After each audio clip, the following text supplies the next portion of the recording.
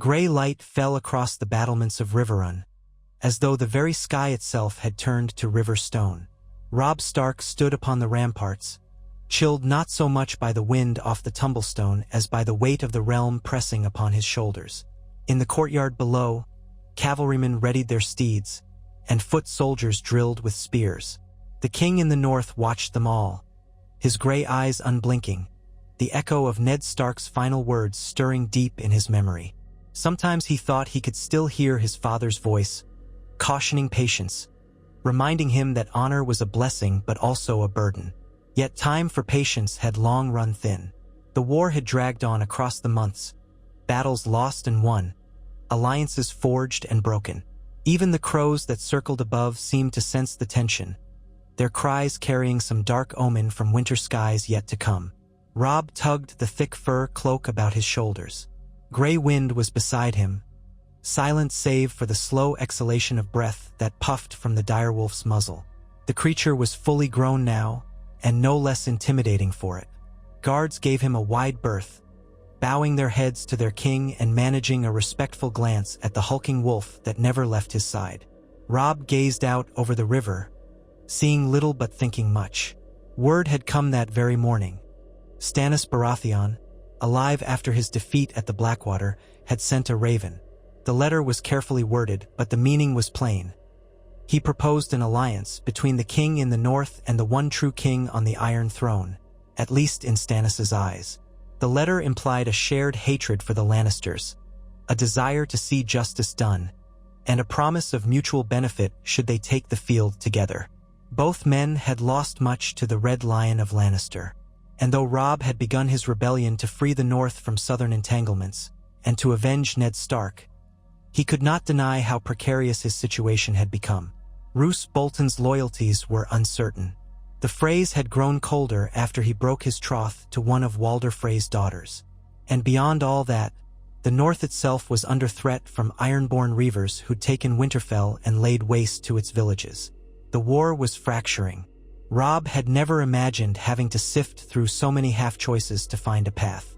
Yet an alliance with Stannis might offer the striking wedge he needed to crack open the false crown in King's Landing, liberate the Riverlands from the Iron Throne's grip, and rally the North at last. He recalled Catelyn's response when she'd learned of Stannis' missive. "You would do well to be cautious, Robb. Stannis is not known for his warm heart. He is righteous, and we Starks value righteousness, but he can be cold and hard as iron. Remember what your father said of him." His mother had spoken the truth, but Robb also remembered that Stannis was said to be unyielding in principle. And if that principle was a fervent hatred for the Lannisters, then perhaps it could be harnessed. Robb stepped away from the battlements, made his way down the steep stone stairs, gray wind trailing behind. In the great hall, the banners of House Tully and House Stark draped the walls. A hearty fire crackled on the hearth, filling the air with the scent of burning oak. Edmure Tully waited for him at the high seat, conferring with a handful of lords, Carroll, Vance, and Blackwood, on the war's next steps. The room fell into a hush as Robb entered, the men bowing their heads. He offered them a curt nod before addressing Edmure. "Any fresh tidings?" Robb asked, lowering his voice so as not to carry beyond the men who should hear. Edmure shook his head, shifting from foot to foot. His blue eyes betrayed his uncertainty. "None, apart from the same pleas for protection from the outlying villages. The Lannisters still raid along the Red Fork, and there are rumors of Walder Frey dispatching scouts. We're not sure what for." Robb's jaw tightened. "Perhaps to measure our strength. If he sees weakness, it might embolden him. I cannot afford more enemies." His tone turned bitter. "Nor can we ignore the Ironborn in the north. Balon Greyjoy has seized my home, my brothers and sisters." He hesitated, swallowing the pang of guilt and rage that rose. "We must push back, but we cannot do it alone." Edmure peered at him, frowning. "So you're truly considering Stannis Baratheon's proposal? I thought your war was for the North alone." "I fight for my father," Robb said quietly, "and for the North, but this war has become bigger than we anticipated. Stannis writes that if we fight together, we can break the Lannisters, secure the Riverlands, and drive the Ironborn out of the north. If it is indeed his rightful seat upon the throne, he can muster resources to help us. He only asks that we acknowledge him as king, that we not stand in the way of the Iron Throne once he's taken it. And what do you make of that? Robb let out a slow breath. I make that I'd sooner have Stannis in King's Landing, who would owe us a debt, than the Lannisters at war with us forever. If we remain at odds with every Southron house, we risk isolation. The north is large but battered, and we need time to heal. Stannis will not easily forget a slight, but if we prove ourselves valuable, perhaps we secure the best possible future for our people. Edmure gave a reluctant nod. Lord Blackwood and Lord Vance stand by you, as do the others. I only hope you've considered all angles. I have, Robb said, though his voice was heavy. There is one matter, Edmure. I want your men to remain vigilant. If word of this alliance with Stannis leaks to the wrong ears, we might find a dagger at our back. Edmure agreed, though his brow was furrowed in concern, and Robb could see his uncle was still wrestling with doubts. That night, by candlelight, Robb and Catelyn composed a cautious acceptance to Stannis Baratheon. Catelyn's face was lined with sorrow as she guided him with her knowledge of courtly diplomacy. Word your acceptance of his alliance in a way that does not wholly yield the north, she said. Ensure he understands we are king in the north first, loyal only to the memory of Ned Stark and the freedom of our homeland. Robb nodded. His quill scratched upon the parchment. We shall ride beneath our own banners, and we shall not swear fealty but shall stand as his ally in good faith. If the Lannister hold on King's Landing is broken and the bastard boy Joffrey dethroned, then the Starks and the North shall hold no claim to the Iron Throne. He offered his mother the finished letter, and she read it solemnly before pressing her seal upon it. In the mornings that followed, life at Riverrun became a flurry of secret preparations. Ravens were sent back and forth, sealed with wax and stamped with the direwolf sigil, never shared beyond a chosen few. Gradually, it became clear that Stannis Baratheon planned to move his forces by sea to the Stormlands and then march upward into the Crownlands. Meanwhile, he urged Robb Stark to continue pressing against the Lannisters from the west. In this way, the Lions would be squeezed from two sides, forced to split their strength to meet Robb in the Riverlands and Stannis in the Stormlands. If they tried to hold King's Landing, they left their flank vulnerable to the king in the north. If they sallied out to face Robb, Stannis might take the city uncontested. The plan sparkled with a certain cold logic. But the question remained, could Stannis truly muster enough men after the defeat at Blackwater? He swore he could. Then again, Davos Seaworth, the Onion Knight, had joined his voice to the letters, vouching for Stannis' will to fight on, promising that new lords from the Stormlands had joined their cause, emboldened by reports that King Joffrey was but a petulant boy, an unfit monarch. More men joined each week, apparently, and the gold of Stannis' treasury, meager though it might be, was enough to rally sellswords and hedge knights seeking the champion with the best chance at victory. While Robb weighed this intelligence, gray wind prowled about the courtyard. The direwolf's presence unnerved many but comforted Robb in ways he could not fully explain. He believed the old gods had blessed the wolf's bond with him. In quiet times, when he stroked Grey Wind's thick fur or looked into his glowing eyes, Robb felt some spark of the North's ancient spirit. It reminded him of Winterfell's godswood, of the towering weirwood tree with eyes as red as blood, and how he would sit there with his siblings. It reminded him of who he was and what his father had left him. The duty of a Stark. Protect the North, safeguard your people, seek justice. And so the days turned into weeks, and the king in the north made ready for a fresh thrust into the western lands still loyal to the Iron Throne. Spies reported that Tywin Lannister was in King's Landing alongside the boy King Joffrey, though the Lannister armies remained scattered about the region to guard against Stark advances. Meanwhile, Walder Frey's crossing was a question mark, an uneasy neighbor with the potential for sabotage. Robb ordered small scouting forces to watch the twins, ensuring they'd have ample warning if the Freys so much as stirred. It was in the midst of these preparations that the first company of Stannis' men arrived under a discreet banner late one evening. Robb received them in Riverrun's great hall, speaking quietly in the flickering glow of the hearth fire. At their head stood Ser Justin Massey and a handful of knights loyal to Storm's End. They bowed to Robb, though not with the deep reverence a subject might show, more out of respect for an equal. Robb found the greeting curious. It signaled that Stannis, despite his austere pride, recognized Robb's claim to kingship in the north. "Your Grace," Ser Justin said as he rose. He was a lean man with intelligent eyes that scanned the room. "I bring word from King Stannis.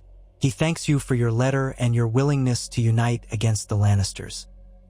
He bids me to say that the days of the false King Joffrey are numbered." Robb extended a hand in welcome. "You've traveled far. Have you supped?" "We have," Ser Justin said, "but we would drink to your good health if you permit it." With a wave of Robb's hand, wine was poured. Wooden cups were raised. Men drank to the alliance, though the hush of secrecy still blanketed the hall. The flicker of firelight upon steel breastplates and the glimmers in men's eyes gave everything a tense but hopeful cast. Robb studied the newcomers closely, measuring them. They seemed earnest, loyal to their cause. No doubt they measured him in turn, seeing a young king, barely out of boyhood, who commanded the loyalty of the North and the Riverlands. That night, new plans were made. The messengers from Stannis explained that their king would march from Dragonstone to Massey's Hook first, then gather more men in Storm's End, and from there push into the Reach or the Crownlands, depending on where the Tyrells stood. They did not trust the Tyrells' loyalty to Joffrey over the long term, but they recognized that might not matter if the Tyrells remained weary after their last conflict. Meanwhile, Robb Stark would continue his push south, forcing the Lannisters to divide their focus. If Tywin chose to protect the capital, the king in the north might ravage the westerlands. If he marched to defend the westerlands, Stannis might seize King's Landing. And so an agreement was sealed. Robb did not kneel to Stannis, nor did Stannis kneel to Robb. But they each recognized that their paths of vengeance against House Lannister could merge for mutual gain. No banners were raised in celebration. No crier proclaimed the alliance in the streets. It was a quiet arrangement, more like a conspiracy than a formal union of thrones. But the men parted with stern smiles and measured handshakes, as if they'd sealed a vow. The first blow in the newly forged alliance came not from Robb but from Stannis. True to his word, the one-time master of ships led a small but fierce fleet from Dragonstone. Under the banners of the fiery heart of House Baratheon, they sailed to the Stormlands. News arrived in Riverrun some days later. Stannis had stormed a minor Lannister-held fortress in the rain-lashed coast. The garrison, unprepared for the sudden assault, surrendered. Stannis installed a loyal castellan and pressed on, gathering recruits along the way. Even as that news found Robb, his outriders along the Red Fork reported a Lannister foraging party had ventured dangerously close to his lines. He rallied a swift contingent of mounted knights and men-at-arms under Lords Umber and Karstark, and they descended upon the unsuspecting Lannisters like wolves upon a herd of sheep. The skirmish was swift and bloody. Gray winds howling preceded them, sowing panic among the enemy. When the dust settled, the Lannisters lay dead or scattered, leaving behind wagons of supplies that Robb's army desperately needed. It was no grand battle, but it was a victory, one that tasted all the sweeter for the alliance that now bolstered his confidence. Catelyn watched him from afar that evening, her eyes shimmering in the torchlight of Riverrun's courtyard. "You're fighting with new fire," she said softly, her voice laced with cautious hope. "I haven't seen you this resolved since you first marched south." He couldn't deny it. Perhaps having a potential ally in Stannis made him feel less alone, less hemmed in by impossibilities. Yet part of him still wore the ache of betrayal by Walder Frey, the stings of bitter losses, and above all else, the burden of not knowing the fate of his sisters in King's Landing. But for a moment, yes, he allowed himself to feel hope. If he and Stannis squeezed the Lannisters from two fronts, if they shattered the hold Tywin had on the realm, perhaps the safe return of Sansa and Arya became more than a distant dream. If the Lannisters lost their power, they would have no reason to keep the girls as hostages, or they might negotiate from a position of weakness. Robb spent the following days conferring with his bannermen. They concluded that the best path was to strike at the heart of the westerlands, forcing the Lannisters to choose between protecting their homeland and protecting King's Landing. The westerlands were rich, filled with gold mines and prosperous towns that served as House Lannister's lifeblood. If he marched a strong enough force there, raiding gold caravans, capturing important holdfasts, and threatening Lannisport, Tywin would be forced to respond. That would open the route for Stannis to besiege King's Landing once more, this time with a divided enemy. Thus began the march west. The Stark host departed Riverrun in a column that stretched for miles. Armored knights on destriers, mounted archers, foot soldiers in boiled leather with wolf's head badges, supply carts laden with grain and salted meat, smiths and field surgeons. Grey Wind trotted alongside Robb's horse, occasionally loping ahead or doubling back as though on patrol. The weather was mild, the road moist from recent rains, and the men spoke in hushed voices of their purpose. Some nursed old grievances, remembering the Lannister outrages that had burned the Riverlands and executed Ned Stark. Others feared what might await them in the Westerlands, where Lannister bannermen could be lurking behind every hill. Robb rode in silence, mindful of the heavy responsibilities that weighed upon him. They rode for days, crossing fields that once were green but now lay scorched or abandoned because of the war's chaos. They forded rivers, while outriders scouted the terrain for signs of the enemy. Twice they stumbled upon Lannister scouts, quickly dispatching them before they could report back. Robb did not rejoice in killing them. War had lost its luster long ago, but he knew the necessity of leaving no witnesses. If Tywin discovered their route too soon, he might muster a preemptive strike or erect strong defenses. Occasionally, they encountered small folk, ragged peasants, exhausted from the unending conflict, cowered or begged. Robb ordered his men to treat them fairly, giving them food where possible, paying for provisions if they took them.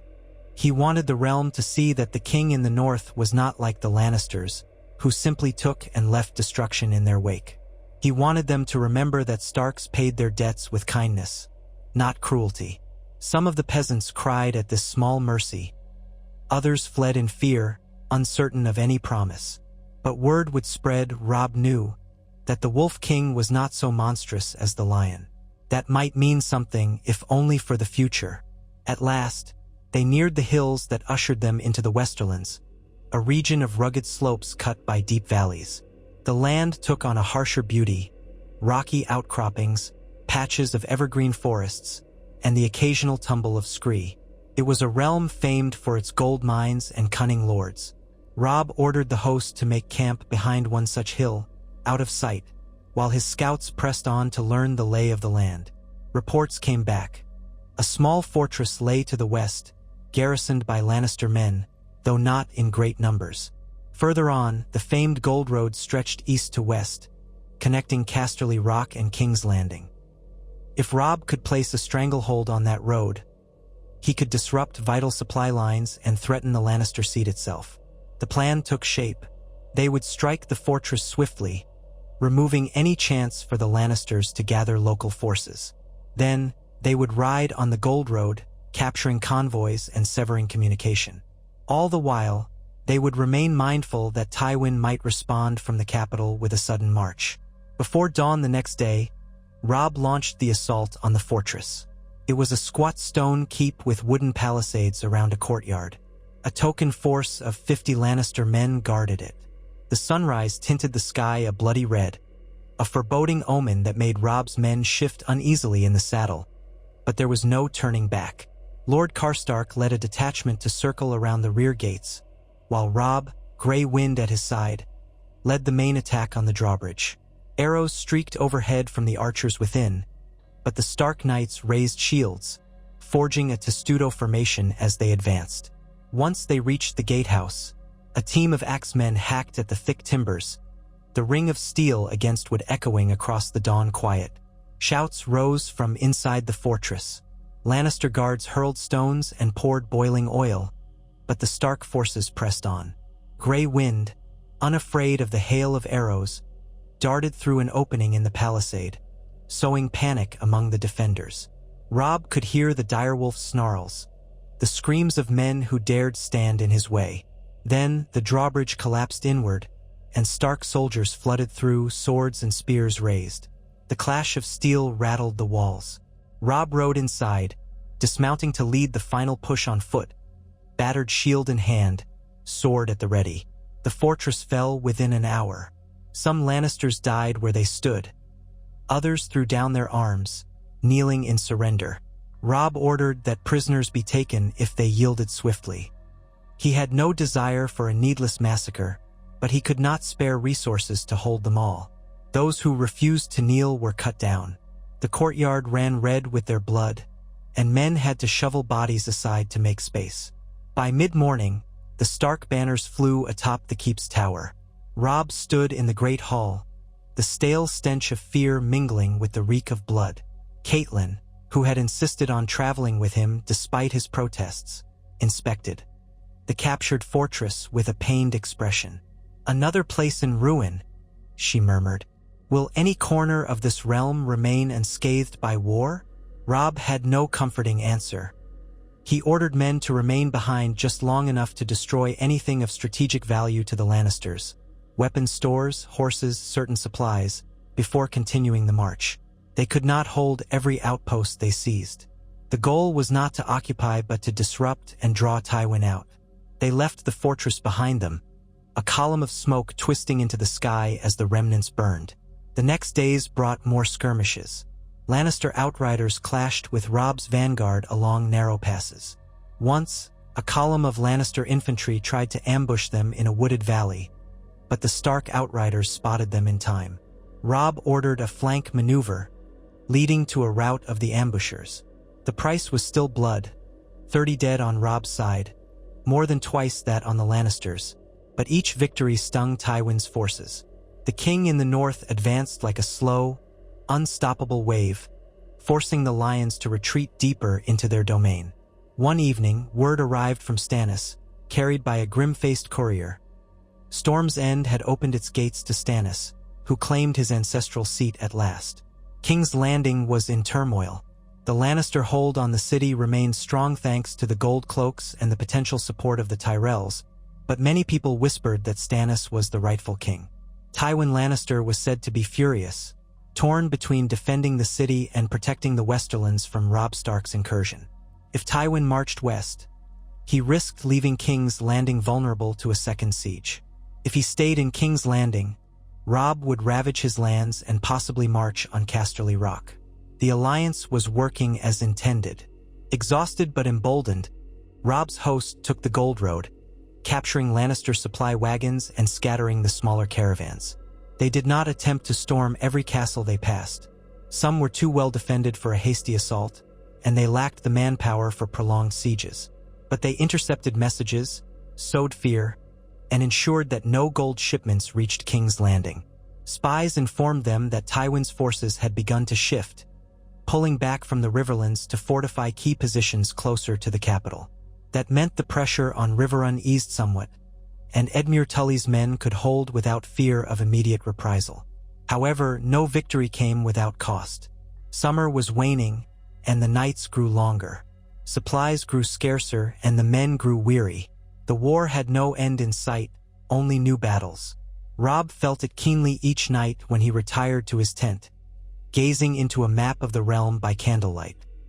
He pictured the northern snows that would eventually threaten any extended campaign, the unrelenting push and pull of warfare, and the uncertain loyalties of the realm's other houses. One misstep, and the alliance might crumble, leaving him isolated again.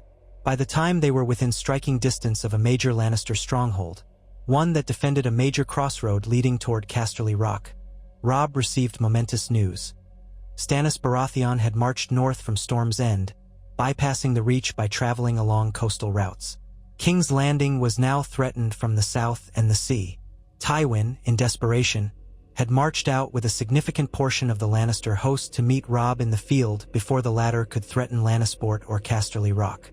The confrontation Robb had sought was drawing near. The setting for the looming clash was a broad valley dotted with farmland, scattered woods, and a shallow river that twisted through the fields. Robb's outriders reported that Tywin was advancing along the Gold Road with an army that outnumbered them, but not by a great margin. Perhaps the Lannister host was diminished by the need to leave men behind in King's Landing. Or perhaps Tywin had pulled troops from the city, leaving Joffrey vulnerable. Either way, Robb saw an opportunity. If he could win a decisive victory here, the westerlands would lie open before him. Tywin would be forced into retreat or worse. Robb's bannermen met in council. The tent was cramped with steel and leather, the men's faces grim in the lantern light. Lord Karstark, Great John Umber, Lord Blackwood, and others gave their opinions in turn. Some urged caution, proposing that they continue their war of skirmishes and supply raids, wearing Tywin down until he was forced to make a mistake. Others, exasperated by the protracted conflict, demanded a pitched battle to end the Lannister threat once and for all. Robb listened carefully. He weighed each argument, remembering the lessons he had learned in earlier battles. He was known as the Young Wolf, the cunning strategist who had outmaneuvered Jaime Lannister at Riverrun, who had captured him at the Whispering Wood, who had won improbable victories. But cunning alone might not suffice this time. Tywin Lannister was no green commander. He was a seasoned warlord who'd crushed enemies before. Still, the alliance with Stannis gave Robb an edge he'd never had.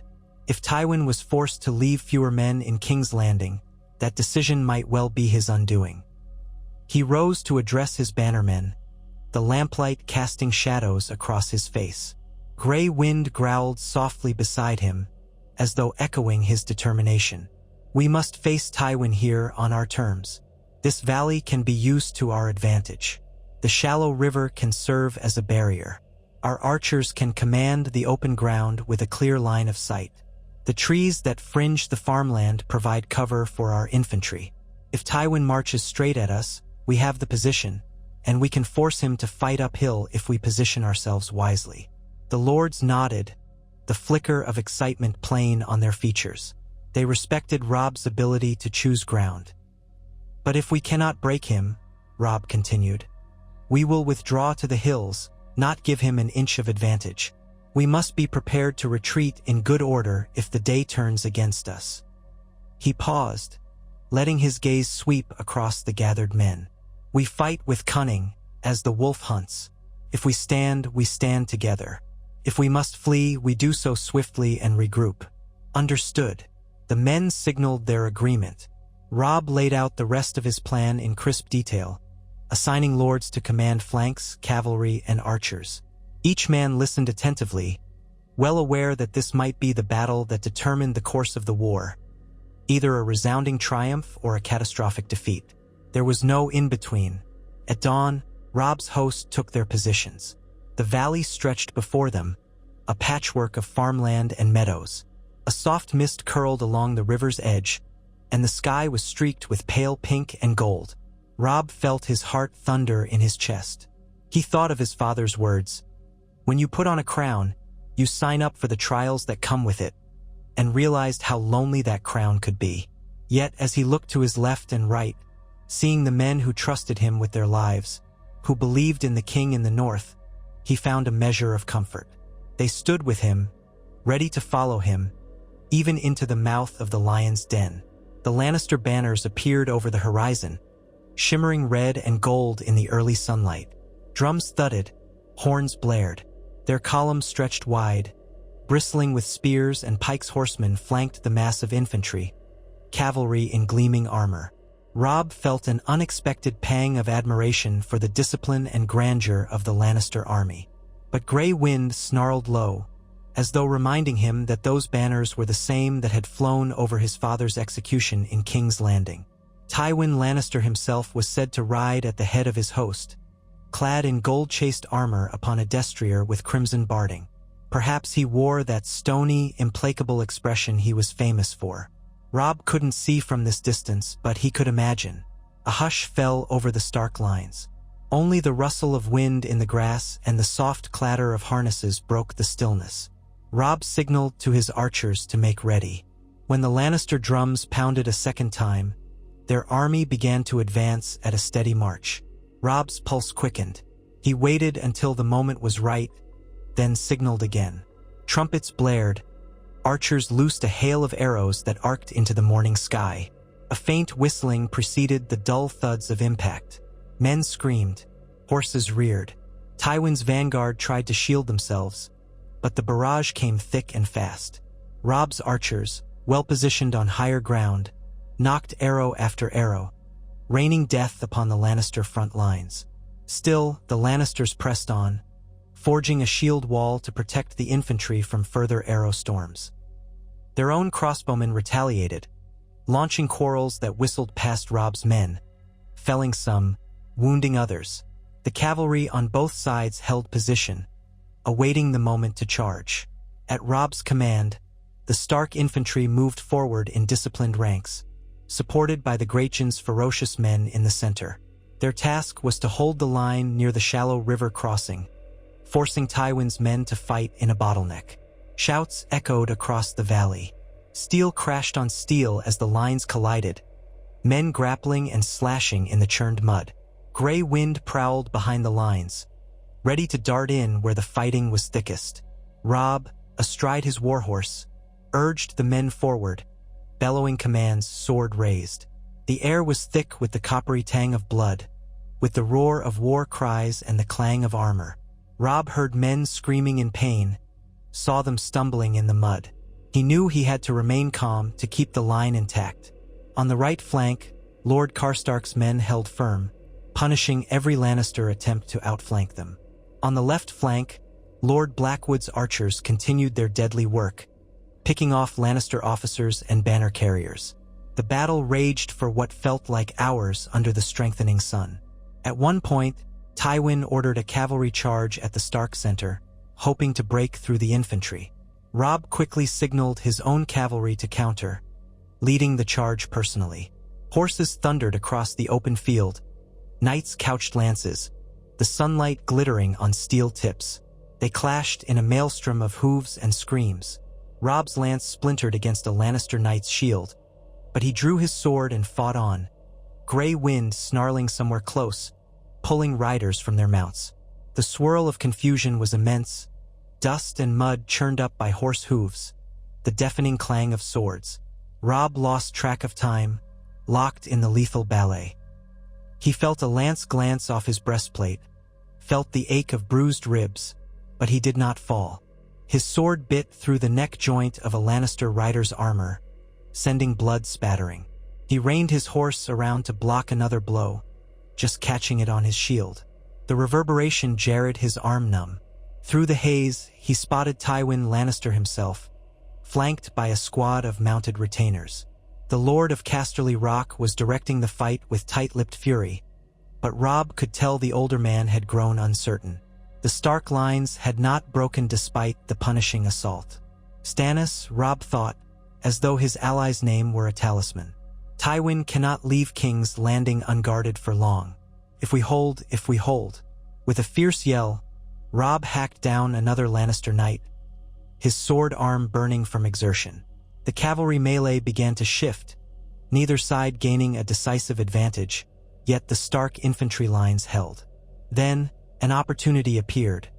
The Lannister cavalry, frustrated, began to withdraw for another charge. Robb spurred his horse to the side, seizing the moment to regroup with the Greyjoy's men who had locked shields at the shallow crossing. The Greyjoy roared at the sight of his king, slapping him on the shoulder with a broad grin. Even amid the terror of battle, that grin buoyed Robb's spirits. The fighting continued relentlessly. Men slipped on bloody grass, fell beneath trampling hooves. War horns sounded across the chaos. Gradually, the Lannisters, unable to force a breakthrough, began to falter. Robb's right flank advanced, pushing the enemy back from the river crossing. The left flank tightened the noose. Archers rained death from the ridge. Moments later, a ragged Lannister horn sounded from somewhere in their ranks. A call to retreat, it seemed. Robb glimpsed Tywin Lannister reining his horse around, glaring at the battlefield. The older man's face was dark, but he was no fool. He would not throw his entire army away in a hopeless push. With crisp discipline, the Lannister center began to pull back, forming a rearguard to shield the retreat. Robb was tempted to push the advantage, to chase them down, but he remembered the caution he had preached. Chasing a retreating force could lead to an ambush or a rally.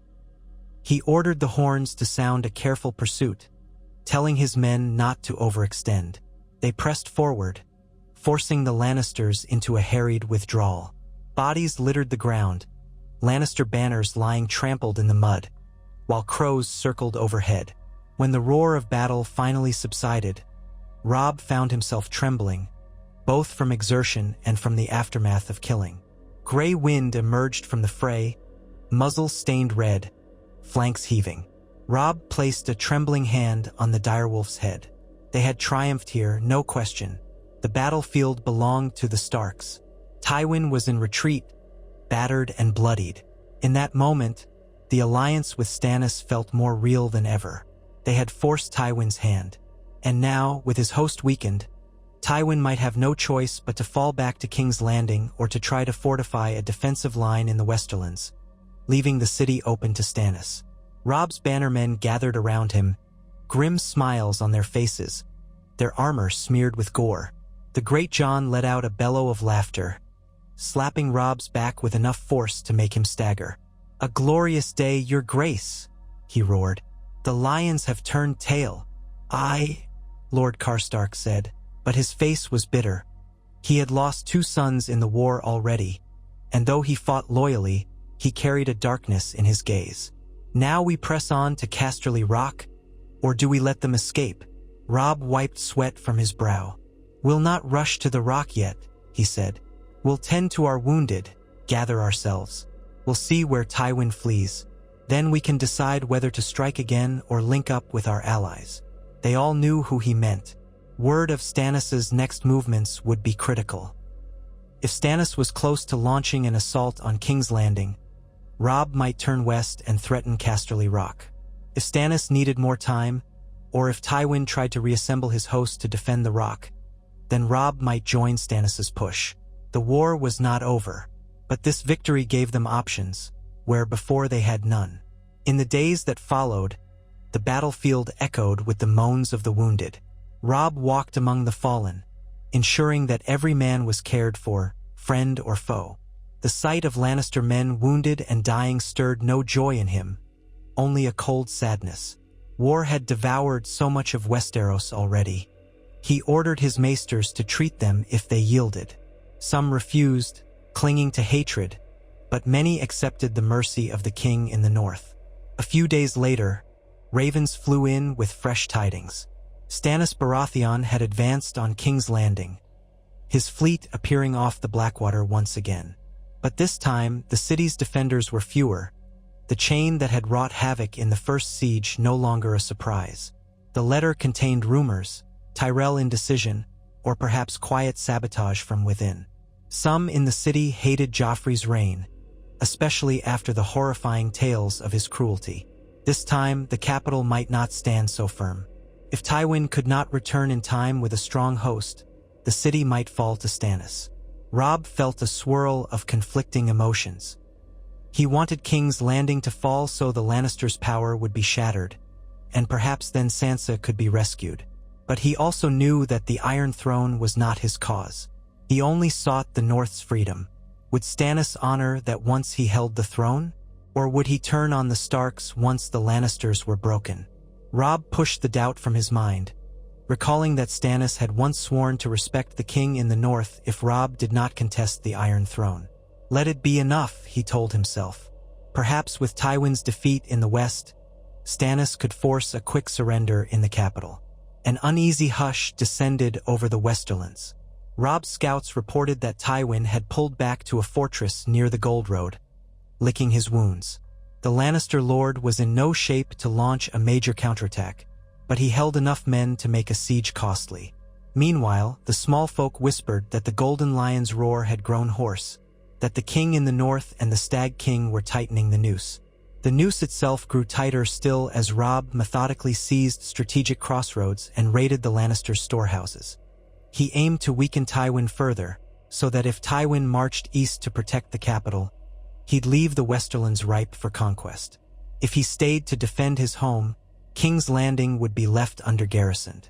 By all signs, Tywin's frustration was turning into desperation. One dusk, as Robb knelt by the river to wash the blood from his hands, his thoughts turned to Winterfell, to Bran and Rickon, to the ghost of Ned Stark. Memories of his father's stern face haunted him, mingled with the swirl of worry for his sisters. He glanced at Grey Wind, who drank beside him, muzzle dripping. "We're close now," Robb murmured. "One more push, father, and I'll see justice done." With the setting sun came a raven from Stannis. The siege of King's Landing was underway. This time, the city's defenders were fewer. The news crackled through Robb's camp like lightning. Men whispered of the city's rumored secrets, the caches of wildfire, the cunning of Tyrion Lannister, and the cunning, too, of the Queen Regent Cersei. Even so, the alliance forced the Lannisters to divide their strength. Tywin, pinned in the west, left his grandson Joffrey with fewer men. And so Stannis hammered at the capital's walls relentlessly, day after day. Another letter from Davos Seaworth told of progress, of battered gates, of an uneasy population within the walls that might soon betray the Boy King. The master of whisperers, Varys, was rumored to be weaving intrigues that could open the city gates. Robb realized that the war might soon reach its climax. If King's Landing fell, Joffrey would lose the throne. Tywin would be left with only his western strongholds. Without the resources and prestige of the Iron Throne, House Lannister would be vulnerable. Robb might even force them to relinquish Sansa, and, God's willing, Arya too, if she was indeed in their grasp. The king in the north began preparations to march deeper into the westerlands, to besiege Tywin's position and ensure he could not slip away to rescue his grandson. As the Stark host advanced, they found towns and hamlets abandoned, fields burned.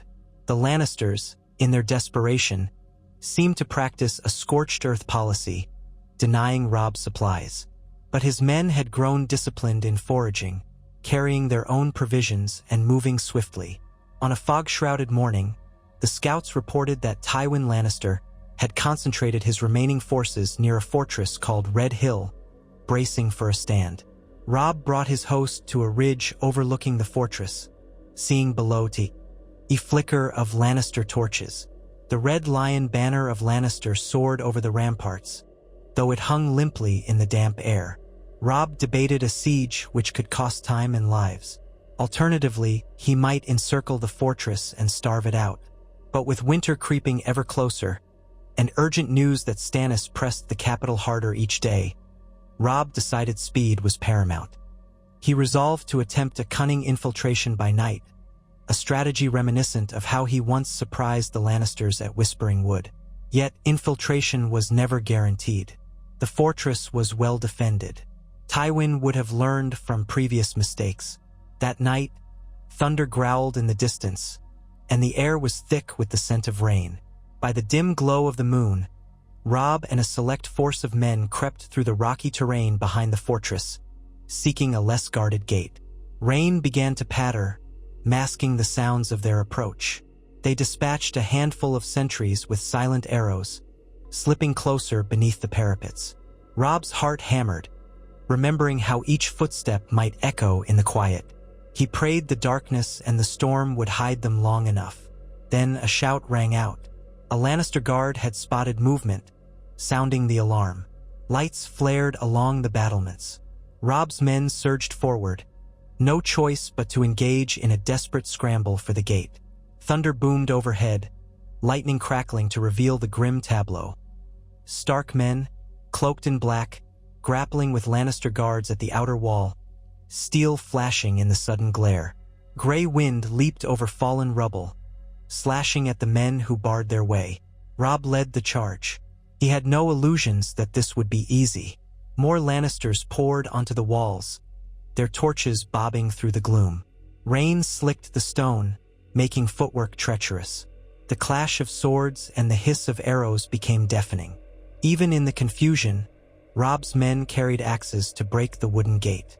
If they could just breach it, the rest of the Stark host waiting beyond the ridge could pour in. The fight raged at the gate. Lightning revealed a swirl of figures locked in deadly combat. Robb caught sight of a Lannister officer who lunged at him with a spear. He sidestepped, parried with his shield, then buried his sword in the man's chest. The officer coughed blood and fell away. Gray wind was a gray blur in the darkness, snapping and clawing, sowing panic in the defenders. Axes bit into the gate beams with rhythmic thuds, each blow answered by shouts and the shriek of steel. At last, the gate groaned, splintered, then burst apart with a sound like thunder. The drawbridge crashed inward. Robb let out a fierce cry, urging his men forward. The rest of the Stark host, hidden in the storm-shrouded night, poured into the courtyard, overwhelming the Lannisters by weight of numbers. A savage melee ensued, with torches flickering, men slipping in the mud, the screams of the wounded echoing off the stone walls. Tywin's banners were glimpsed near the keep at the fortress's center. Robb fought his way through the swirling chaos, searching for the Lord of House Lannister, the man who had orchestrated so many outrages against the Starks. He found pockets of staunch resistance, elite Lannister guards in gilded armor who refused to yield. Robb and his men cut them down one by one, stepping over bodies. He felt his own blood pounding in his ears, saw the whiteness of his knuckles as he gripped his sword. The courtyard was ablaze with a frantic struggle, men with wide, rolling eyes locked in mortal combat. A horn sounded from the battlements, a last desperate call for reinforcements that would never come. Robb glimpsed Tywin Lannister in the keep's doorway, flanked by a handful of crossbowmen. The old lion's face was set in grim lines. For a heartbeat, Robb wondered if Tywin would surrender. But that was not in the man's nature. As the Starks surged forward, Tywin snarled a command, and crossbow bolts whistled out. One sank into the shoulder of a Stark banner-bearer, another struck a soldier in the thigh. Robb ducked behind his shield, feeling a bolt glance off the rim. Lightning flashed, and Tywin retreated inside the keep, slamming the heavy doors. Robb heard the bar slide into place. He cursed, calling for the ram. Once again, his men brought up a massive beam, battered the keep's doors. Thud, thud, the wood groaned, but it was thick and reinforced with iron. Crossbow bolts rained down from the windows above. Men raised shields, returning fire with their bows. Meanwhile, around them, the fortress was consumed by chaos. Stark soldiers and Lannister soldiers grappled in corners, blood soaking the mortar between stones. "Fall back from the door," Robb roared, signaling with his sword. They would need more than brute force alone. A handful of men hurried off to find fire or more specialized gear. Robb grimaced. The storm was no friend to flame. He peered through the gloom, searching for another entrance. A sally port, a weak wall, anything. Rain plastered his hair to his forehead. Thunder rumbled across the sky, as if the gods themselves were witnessing this trial. Then came a shout. "Hear your grace!" It was Lord Karstark, gesturing to a smaller door along the side of the keep. 2 Stark soldiers had pried it open, but they were pinned down by Lannister archers above.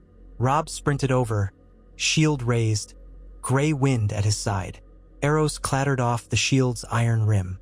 He barreled into the doorway, sword raised, surprising a Lannister guard inside. The man tried to parry, but gray wind lunged first, dragging him down. The corridor inside was narrow and dark, lit only by stuttering torches. The thunder outside seemed distant now. Robb and a handful of men pressed in, stepping over the fallen guard. At the end of the corridor, they could hear shouts, footsteps. Robb led the way, shield high, sword at the ready. Another guard appeared, only to have his spear slapped aside. Robb ran him through, the blade scraping bone. Blood spattered the wall. They fought their way deeper into the keep, searching for the Great Hall. The corridor twisted, branching off. Robb realized the keep was a small labyrinth. Lannister guards attacked from side passages, each skirmish savage and brief.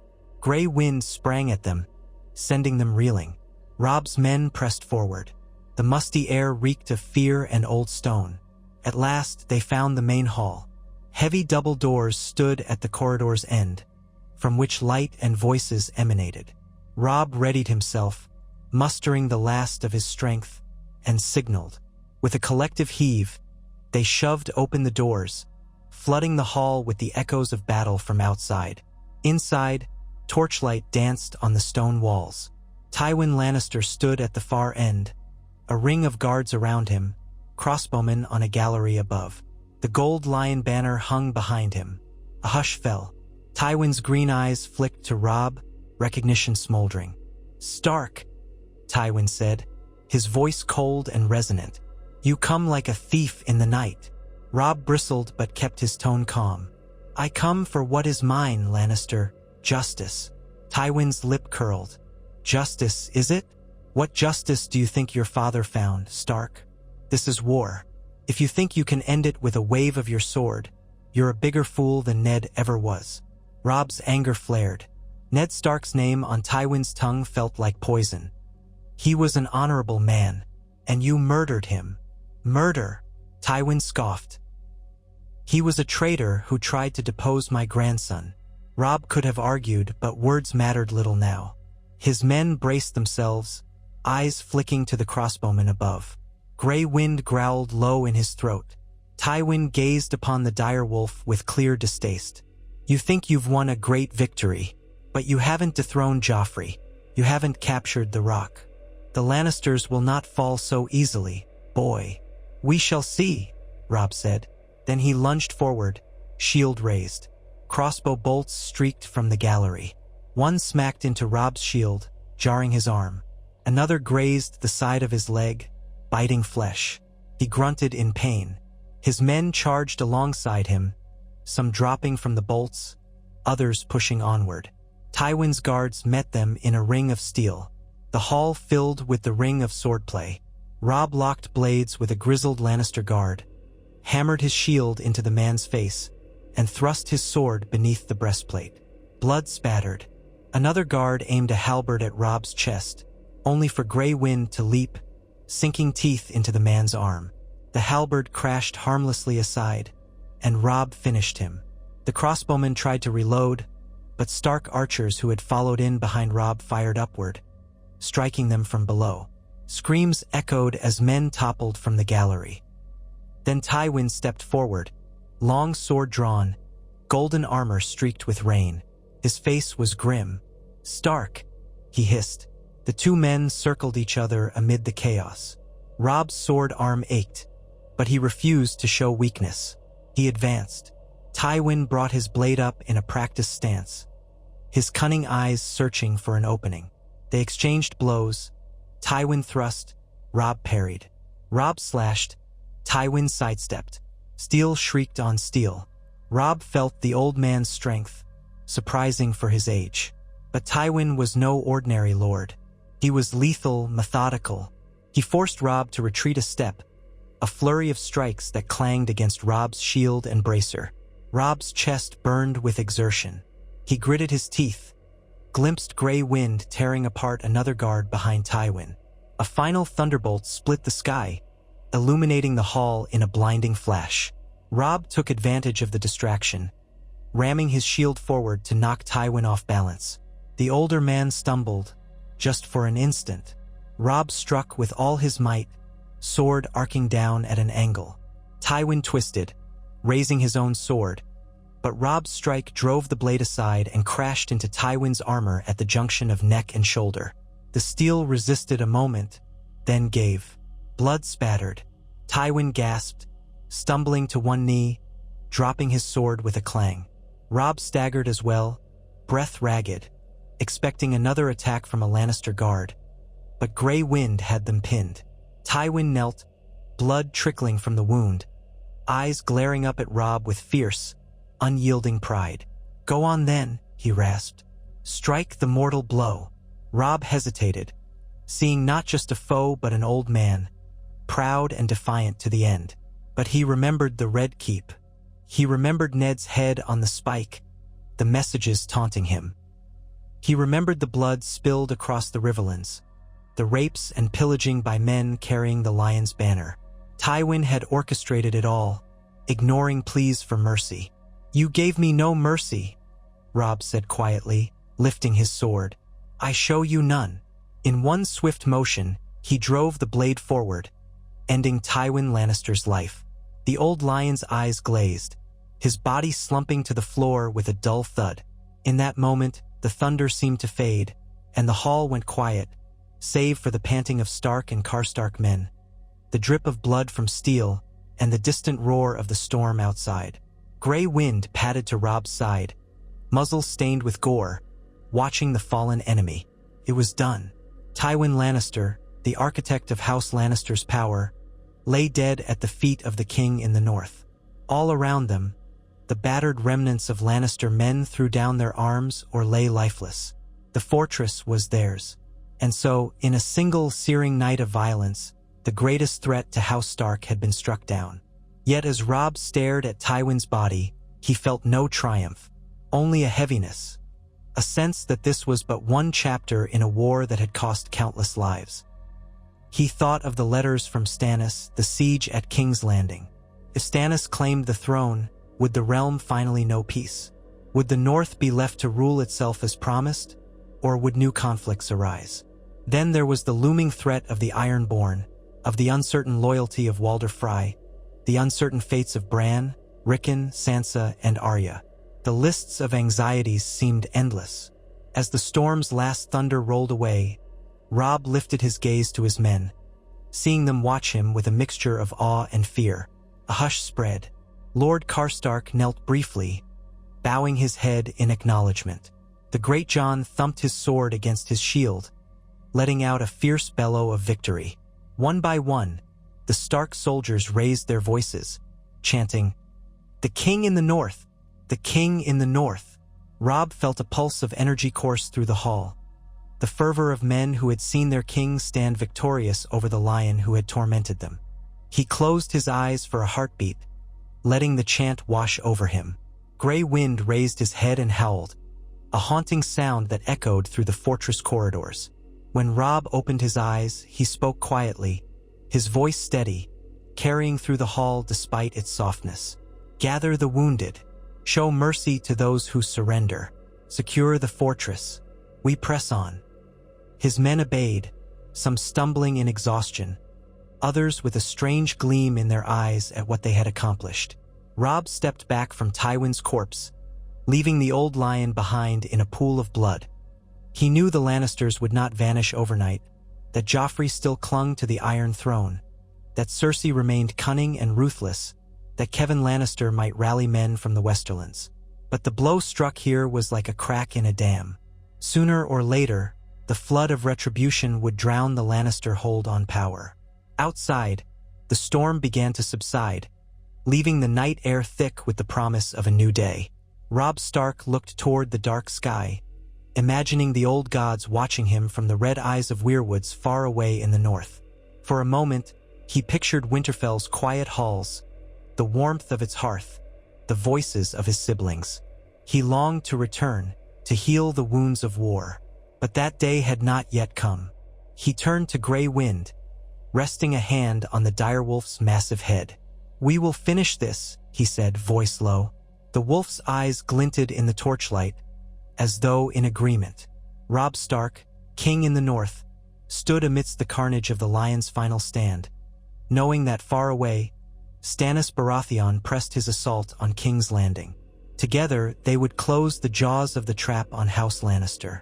And when the walls of the Red Keep finally fell to the stag, and the North stood free under the direwolf's banner, then perhaps Ned Stark's spirit could rest.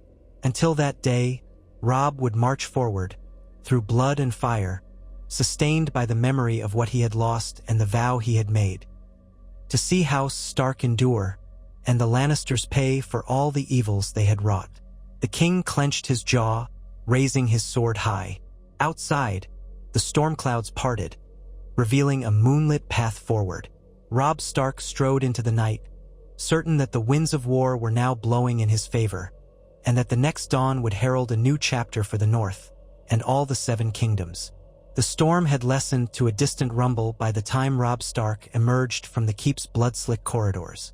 In the courtyard, the thunder of battle had stilled to a low murmur of groans and subdued shouts. Torches guttered in the rain, their flames sputtering out one by one. Grey Wind padded at his side, each muscled step of the direwolf leaving crimson paw prints on the soaked stones. Stark soldiers scrambled across the yard, collecting wounded comrades, pulling down the red and gold banners that had once flown so proudly. A few Lannister survivors knelt in the muddy corners, weapons cast aside. A handful of them were wounded but alive, fear written across their pale faces. Robb paused, rain dripping down the fur mantle of his cloak, droplets tapping hollowly on his armor. His sword arm still trembled from the clash with Tywin Lannister, and a dull ache radiated from the crossbow bolts grazing wound on his leg. Yet, in spite of his exhaustion, a certain hush had fallen over him. He had seen Tywin kneeling in his last moments, pride burning in the old man's eyes, a hatred unsoftened by death's approach. To one side, Lord Karstark conferred with a group of Stark men who had wrested control of the fortress gate. When Karstark saw Robb, he strode over, boots squelching in the mud. His hair hung in lank strands around a drawn face. "The fortress is yours, your grace. Tywin's loyalists have thrown down their arms or died in the struggle." Robb nodded, blinking moisture from his eyes. The victory felt too large and too small all at once. Tywin Lannister's death should have brought him a sense of finality, but the war churned on.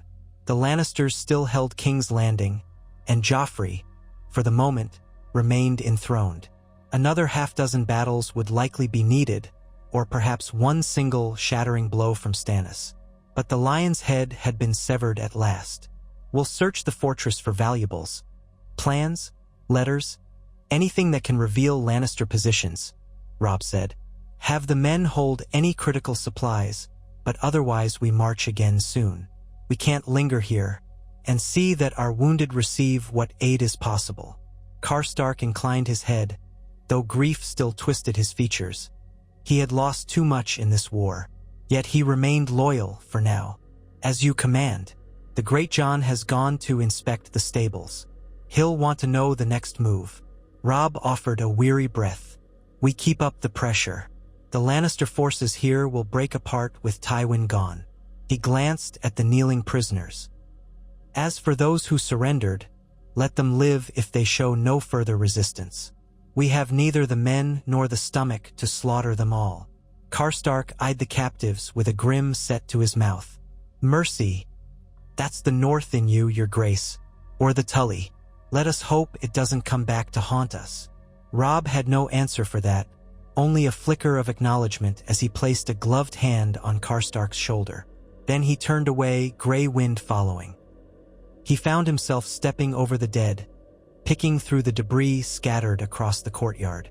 A drifting memory of Winterfell intruded on his thoughts. The crisp winter air around the godswood, the weight of his father's approving gaze whenever Robb practiced at swords with Jon or sparred with Ser Roderick. Felt a lifetime ago. He swallowed hard. Ned Stark's face remained lodged in the back of his mind, a silent reminder of why this was all necessary. The rain began to ease. The first pinkish gleam of dawn showed in the eastern sky, gilding the fortress walls with a faint, cold light. Robb passed through a broken archway and stepped into what might once have been a small feast hall. Bodies lay sprawled across scattered benches. Torch smoke mingled with the metallic reek of blood. At the far end of the chamber, Catelyn Stark huddled by a makeshift infirmary where a maester bent over the wounded. Her hair was tangled, damp from the storm. When she saw Robb, relief softened her features. "Thank the gods," she murmured, reaching for his hand. She examined the tear in his breeches where the crossbow bolt had grazed him. "You're hurt." "Only a scratch," he said, though the wound throbbed. "The maester can tend it once more pressing matters are settled." Catelyn rose, drawing her cloak closer around her shoulders.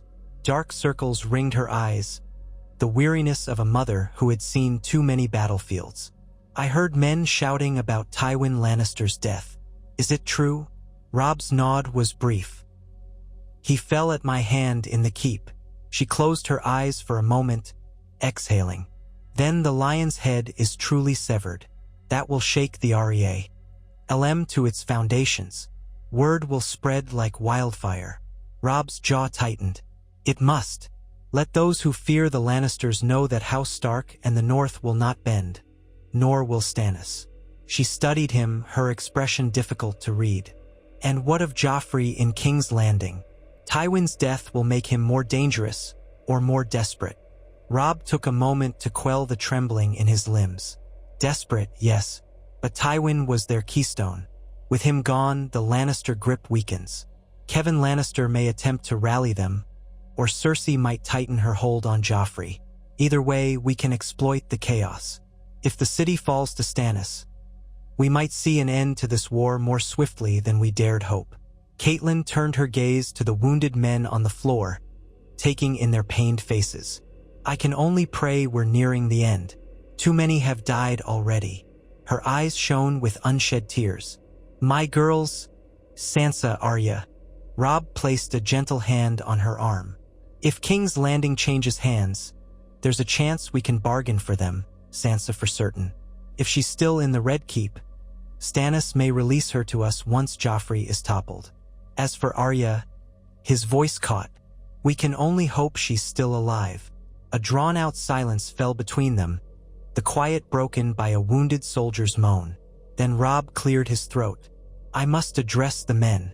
Will you stay here, see to our injured? She nodded. Go, do what you must. The North rallies behind you, Robb. He took her hand, pressed it lightly, then released it. Gray wind remained by his side as he left the hall.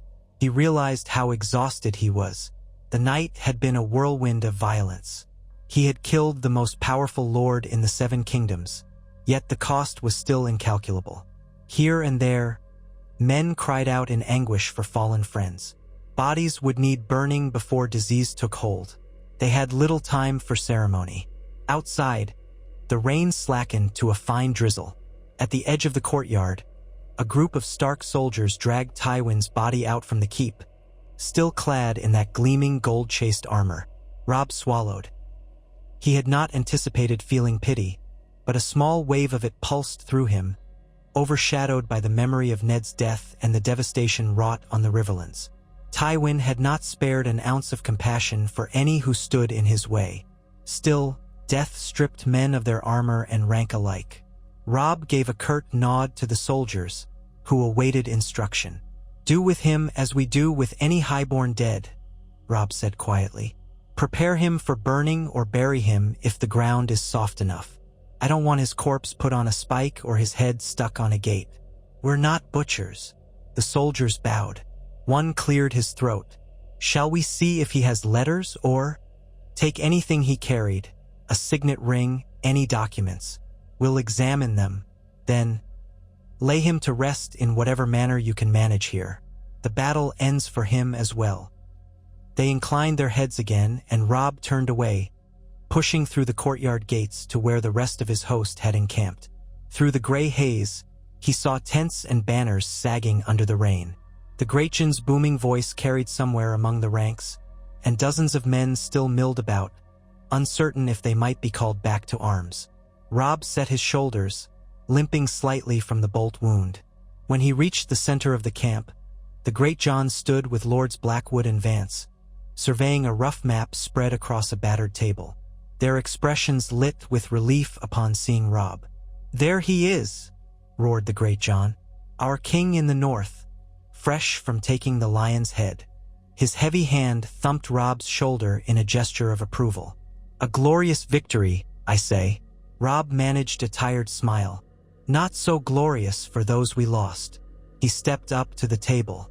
The map depicted the Westerlands in broad strokes, with ink markings for mountain passes, fortresses, and roads leading inland. Tell me the state of our forces. Lord Blackwood, a scholarly man with a hawkish nose, answered in a subdued tone. The fighting cost us near 100 dead, perhaps thrice that number wounded. The Lannister casualties are higher, though exact numbers remain uncertain. We've captured 20 prisoners. Most of the Lannister survivors fled into the hills or surrendered outright. The Greatjon spat in the mud, eyes flashing. We showed them the price of crossing wolves. He lifted an arm in frustration. But we'll need to be quick, or they'll regroup somewhere else. Robb studied the map. Tywin was their war leader. Without him, Kevan Lannister might step in, or perhaps Cersei and the Kingsguard will assert authority. It's hard to say, but from the letters we've had, King's Landing is under siege by Stannis. Tywin's death leaves Joffrey badly exposed. A flicker of excitement lit the Greyjohn's face. So we press west now, on to Casterly Rock to break them once and for all? Lord Vance shook his head, brow knit. If you march on the rock, you'll commit us to a siege that could last months. And with winter coming, supply lines will be strained. Meanwhile, we still have the Ironborn in the north, and we don't know what Walder Frey might do. Perhaps the wiser course is to move east again, closer to the Trident, so we can pivot toward King's Landing if needed, support Stannis if he calls for it. Robb tapped the roads on the map with a gloved finger. I'm torn. Smashing Casterly Rock would cripple the Lannisters economically and break their seat of power. But a prolonged siege might trap us if the Lannisters regroup elsewhere, or if the Ironborn strengthen their hold on Moat Cailin. My main objective remains the North's freedom, not to conquer all the Westerlands. The Great John rumbled a thought. With Tywin dead, might the lesser lords of the Westerlands be more inclined to negotiate? They might keep quiet rather than fight. 1,000 swords are no use when the man paying them is gone. Robb sighed. It's possible, but I doubt they'll all abandon the Lannister cause. Their fortunes are tied to House Lannister's gold. If Kevan or Cersei or even Tyrion tries to hold the rock, they'll have loyal bannermen. Besides, we have fresh word from Davos Seaworth that Stannis has begun his assault in earnest. If King's Landing falls soon, House Lannister could be cut off from the Iron Throne's resources. They'd have to fend for themselves. Lord Blackwood laid a finger on the portion of the map depicting the Crownlands. And if Stannis takes the city, he'll have access to the royal coffers and the Red Keep storerooms, though they might be depleted. He'll solidify the Baratheon claim. Then he might think to repay your help by sending men north to drive out the Ironborn. Robb nodded. That's the arrangement we struck. He'd aid in expelling the Ironborn if I remain an ally, never contesting his claim to the Iron Throne. So long as we keep the Lannisters from reinforcing the city, we fulfill our part. Tywin's death is a blow, but the Lannisters are not yet finished. A small hush settled. At length, Robb traced a route from their current position back toward the Gold Road, then eastward. I propose we split our forces. A smaller contingent, led by Lord Karstark and the Great John, will guard the Westerlands border, keep an eye on Casterly Rock from a distance, harass any Lannister attempts to gather men. The bulk of our host will swing east toward the Riverlands again, establishing a secure line from Riverrun to Harrenhal. We need to secure the passage so that if Stannis requires our presence at King's Landing, we can march quickly. The Greyjohn's face fell slightly at the suggestion that they would not hurl themselves at the rock. But he saw the logic. Aye, that's prudent. But you mean to divide our strength? Only enough to watch the west, Robb said. We can't hold every castle here, but we can keep their new leader pinned, whichever Lannister it is. If they muster an army to retake lost ground, send word to me. We can be back in force before they accomplish anything large. Vance nodded in agreement. I'll ride east with you, Your Grace. My men know those roads well. Satisfied for now, Robb set about giving orders. Even as he spoke, he realized how fragile everything was. Depleted supplies, exhausted men, the uncertain ambitions of the Freys, the possibility that the Tyrells might shift allegiances again. Yet, for the moment, victory had given them breath. Tywin's defeat and death had shaken the pillars of House Lannister. That alone might be the decisive crack. In the hours that followed, the fortress was combed for anything of value. Tywin's personal documents were found in a small, windowless chamber adjoining his quarters. Spread across a table were letters from Cersei, instructing Tywin to return to King's Landing. There were notes from Pycelle about the city's failing morale, from Kevan about mustering fresh levies in the Westerlands, from men in the Vale who might remain loyal to the Iron Throne. Robb skimmed them quickly, then handed them off to Lord Blackwood. Some would serve as intelligence about how the Lannisters planned to move troops or gather gold. That afternoon, while maesters attended the wounded and the army regrouped, Robb took a moment alone. He found a corner of the courtyard near a ruined well, where he could gather his thoughts. Gray wind settled next to him, enormous head resting on his paws. The rain had stopped, leaving behind a damp hush. Robb heard men's voices echoing, footsteps slogging through mud, the whinny of horses. But in that small patch of silence, he let out a trembling sigh. War was a millstone grinding him to dust. He closed his eyes, the image of Tywin's last glare etched in his mind. There had been no forgiveness there, only a final bitterness. Robb wondered if his father would have done the same. Had he stood with a sword at Tywin's throat? He had to believe Ned Stark would have taken that man's life to spare all the innocents who would suffer otherwise. "You gave me no mercy," Robb had said before the final stroke. He would stand by those words, though they weighed on him. Evening approached, the sky streaked purple and orange. Orders were relayed for half the men to remain in camp around the fortress for the night, while the others scouted the roads. Robb ate a silent supper in the great hall, standing amid the broken furniture and blood-stained floors. He had no appetite, but forced down bread and salted pork. He allowed the maester to properly clean and dress the wound on his thigh. The pain was sharp, but he endured it without complaint. Then, wrapping himself in a cloak, he found a dry corner to lay his head. Gray wind curled protectively at his feet. He dreamed that night of Winterfell half-ruined. His siblings stood beyond a yawning chasm, calling his name. He tried to reach them, but the harder he ran, the more distant they became, until the only one left was his father, Ned, who gazed at him with sorrow. When Robb opened his eyes to the gray morning light, he felt tears drying on his cheeks. The march east began at midday. The Great John and Lord Karstark took their share of cavalry and foot to remain near the fortress, ensuring that the Lannister bannermen did not immediately reassemble. Meanwhile, Robb's main column turned their horses toward the road that led back to the Riverlands. The wounded traveled in wagons, while the more lightly injured rode. Each day, they advanced methodically, outriders scouring the countryside for signs of Lannister stragglers or Frey scouts. They found only abandoned hamlets, the small folk driven off by war. 7 days later, they reached the Red Fork again, crossing at a shallow ford. On the opposite bank, a small party of Tully outriders greeted them. The men reported that Riverrun still stood secure, with no fresh Lannister threat. They also brought news that Walder Frey's movements remained ambiguous. He kept a nominal guard at the Twins but had not mustered a large force. Some rumors claimed the old man was furious about Robb's broken betrothal vow. Others claimed he was simply waiting to see who emerged victorious, ready to side with the winning king. No one could say which was true. By the time Robb led his host through the familiar gates of Riverrun, dusk was settling. Torches lit the long drawbridge that spanned the moat. A stable boy hurried to take Robb's horse, while Grey Wind loped along with watchful eyes. In the courtyard, Catelyn stood waiting, having come ahead of them with a smaller escort. A sense of homecoming flickered through Robb, though Riverrun was not his true home. Still, it was the closest thing he had to sanctuary now.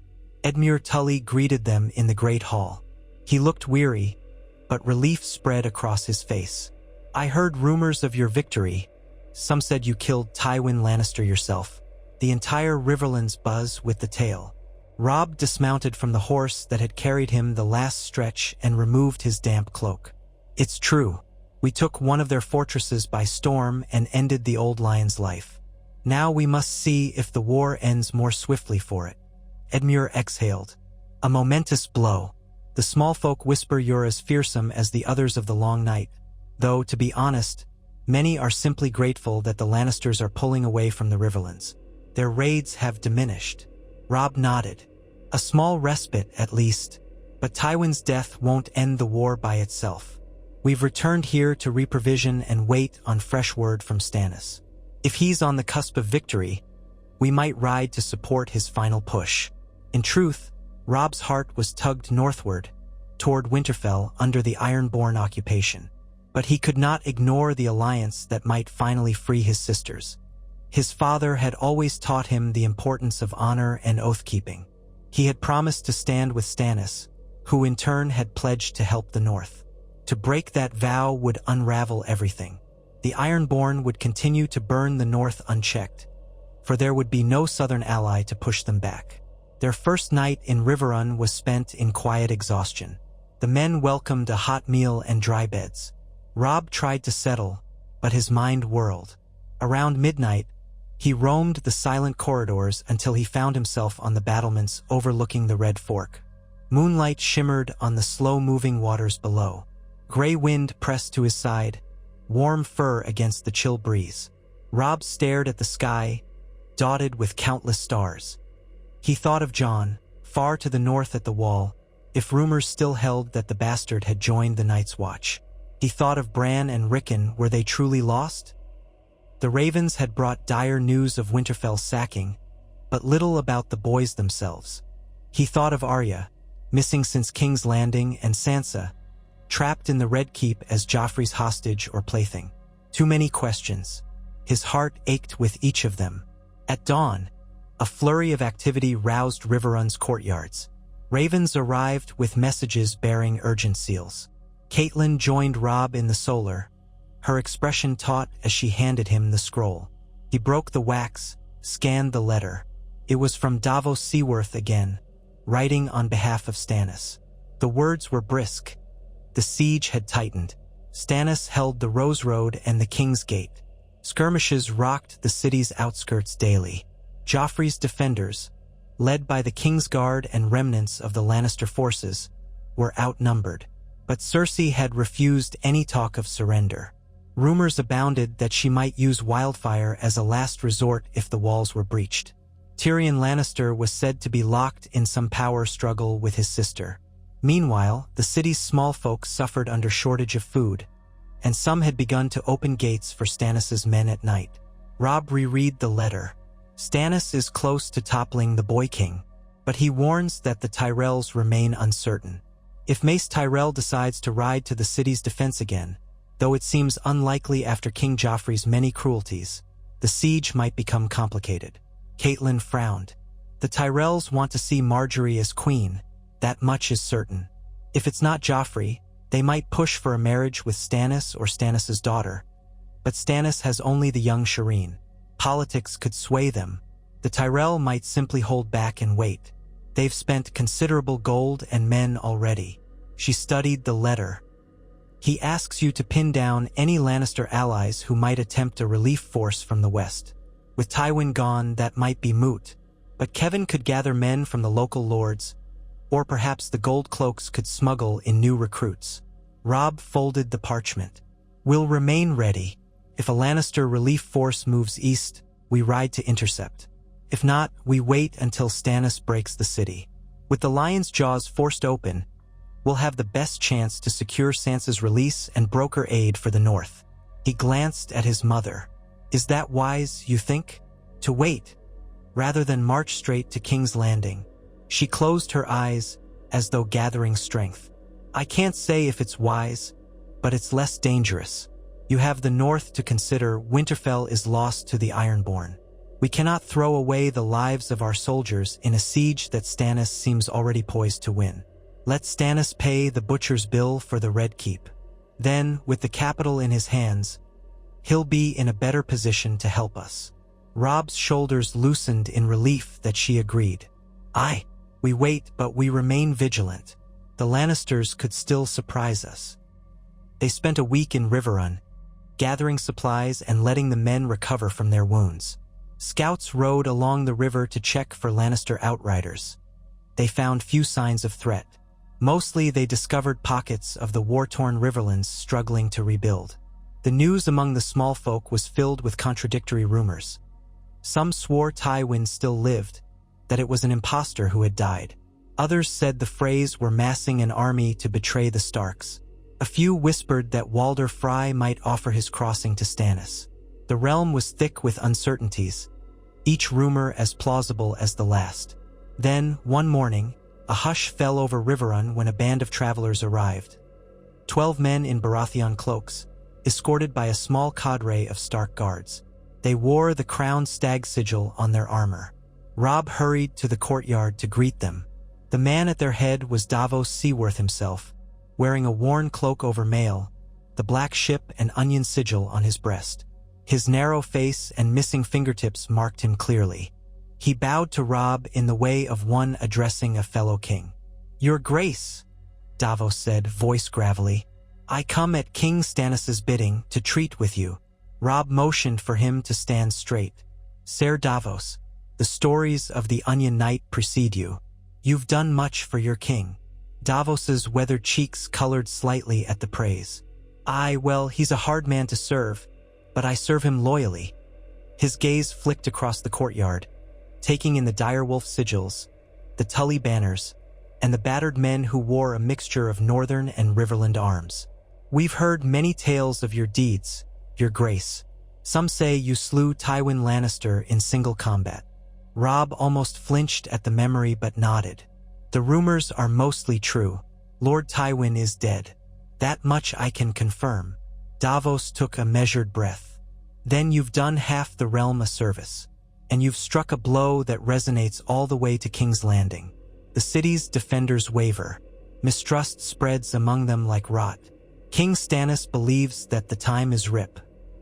For a final push." Catelyn stepped forward. "Welcome, Ser Davos. Is your king on the verge of breaching the city?" Davos nodded respectfully to her. "My lady, indeed the walls are close to falling. Our rams have battered the King's Gate. King Stannis' fleet holds the Blackwater. We've cut off most supply routes. The small folk starve inside the walls. If not for the threat of wildfire and the cunning of Tyrion Lannister, we might have taken the city already." He paused, eyes sober. "But we cannot discount the madness that Cersei might unleash. Her father's death will not soften her. If we break through, she might burn the city rather than let it fall." Catelyn's lips tightened. Surely even she wouldn't commit such madness. What of the people inside? Davos shrugged, an almost helpless gesture. "She cares only for her son's throne. We have reason to believe she's threatened to scorch King's Landing if defeat seems inevitable. We do what we can to reduce that risk. Our spies have compromised some of her storehouses of wildfire, thanks to men still loyal to the memory of King Robert. But the Red Keep is large. There may be more caches hidden in secret vaults. Stannis hopes that if enough key gates and towers fall quickly, there will be no time for Cersei to enact her final vengeance." Robb looked grim. "A desperate plan, but perhaps the only one. Why come here, Ser Davos? Does Stannis request my aid in storming the city?" "In truth, yes," Davos said. "He knows you have cause to hate the Lannisters. If your forces appeared before the walls, perhaps from the Rose Road or the Gold Road, it might tip the balance. Many inside the city already fear the Northern Wolves. The morale of Joffrey's men would crumble if they saw your banners. King Stannis wanted me to entreat you to bring whatever men you can spare to King's Landing. We do not ask you to kneel, only to fulfill the spirit of our alliance and help end the Lannisters once and for all." Robb exchanged a glance with Catelyn. The question was sharper now. Do they march south, leaving the north vulnerable, or do they hold tight and wait? Finally, Robb spoke in a measured tone. "I understand King Stannis' position, but my first duty is to the north. The Ironborn hold Winterfell. Balon Greyjoy declared his own kingship. Stannis promised that once he held the throne, he'd help me reclaim my homeland and free my siblings. My lords are weary of this war, Ser Davos. We have bled much. We cannot simply commit every man to one final push without guarantee that the city will yield quickly." Davos nodded. "Understood.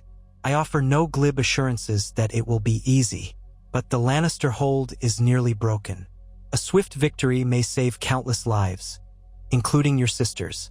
If we do nothing, the city could burn from within, or the siege could drag on, giving the Ironborn more time to ravage the north. The longer this war endures, the worse for everyone." Robb's hand drifted unconsciously to Grey Wind's fur. He felt the direwolf's muscles tense, as though sensing his master's inner turmoil. "Then let us speak plainly. How many men does Stannis command at the walls?" "Some 15,000, Davos replied. "A mix of Stormlanders, Sell-Sails, men from the Narrow Sea Islands, and new levies that joined after hearing of Tywin's defeat. The city's defenders might be half that number, though they cling behind stout walls. The gold cloaks are less reliable than before, often turning coat. But we cannot push too far, for the Tyrell banners remain an unknown. Word says Mace Tyrell keeps a watchful eye from Highgarden, uncertain whether to intervene. If he does, that could mean another 10,000 men for Joffrey or for Stannis, depending on how Mace's mood shifts. Robb almost sneered at the mention of the Tyrell whimsy. So many ifs. It's a tangle of politics while men die in the streets. Davos lowered his gaze. I've seen men die in those streets, Your Grace. It's ugly. King Stannis expects the city will fall within a fortnight if no relief arrives. But we'd prefer it in days, not weeks. That is why he begs your presence. Perhaps you needn't throw your entire army at the walls. Even a show of force might shatter the last Lannister resolve. Robb leaned on the table, thinking. A hush fell in the solar. Catelyn looked as though she wanted to speak, but she held her tongue to let her son deliberate. Finally, Robb released a long breath. Very well. We will march south with a strong force. But I cannot bring every man. Some must remain to guard the Riverlands and keep watch on the Ironborn's movements. I will lead personally with perhaps 5,000 men. Enough to make a statement. But I warn you, Ser Davos.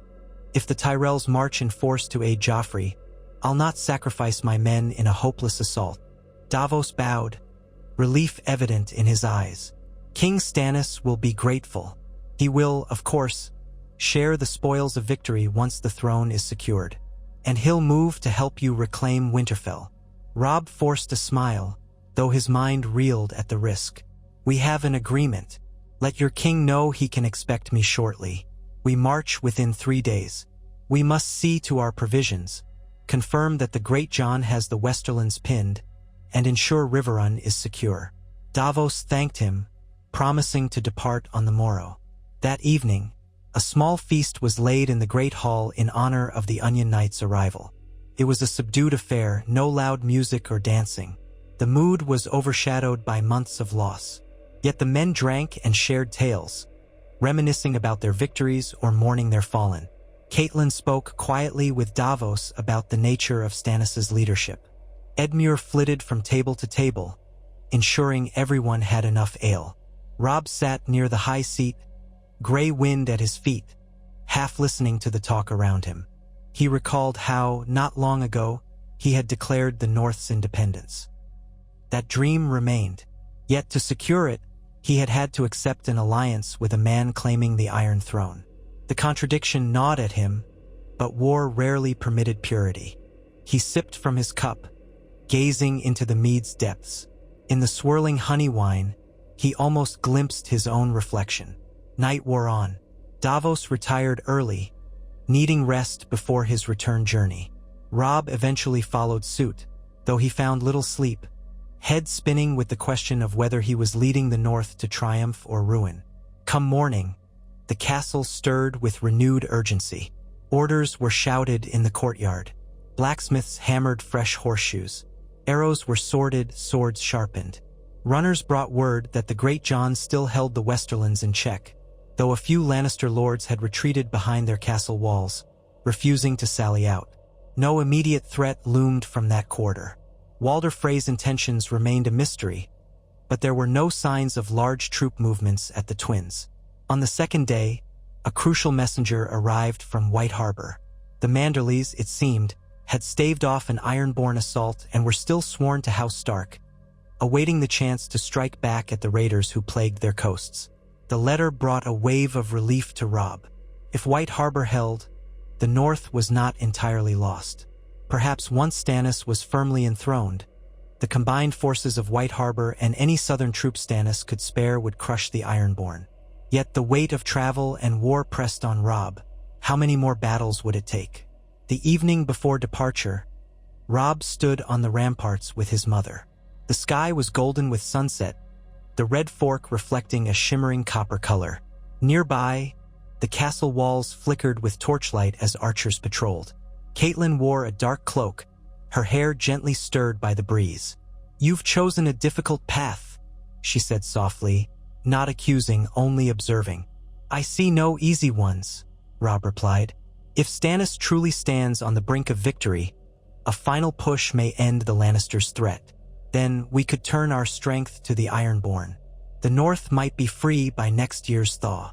Catelyn nodded, though her expression was weighted. We must hope so, just be wary. King Stannis is an honorable man in his own way, but he's also rigid as steel. If he senses disloyalty or some deviation from your agreement, he'll not hesitate to exact a price. I understand, Robb said. He is unyielding, but so is the North. She touched his cheek with a hand that trembled slightly. Stay safe, my son. You're the best hope for us all now. He placed his larger hand over hers, trying to reassure her. His own doubts flickered, but he kept them from his face. I'll do my duty, as father would have. At dawn, the host assembled in Riverrun's courtyard.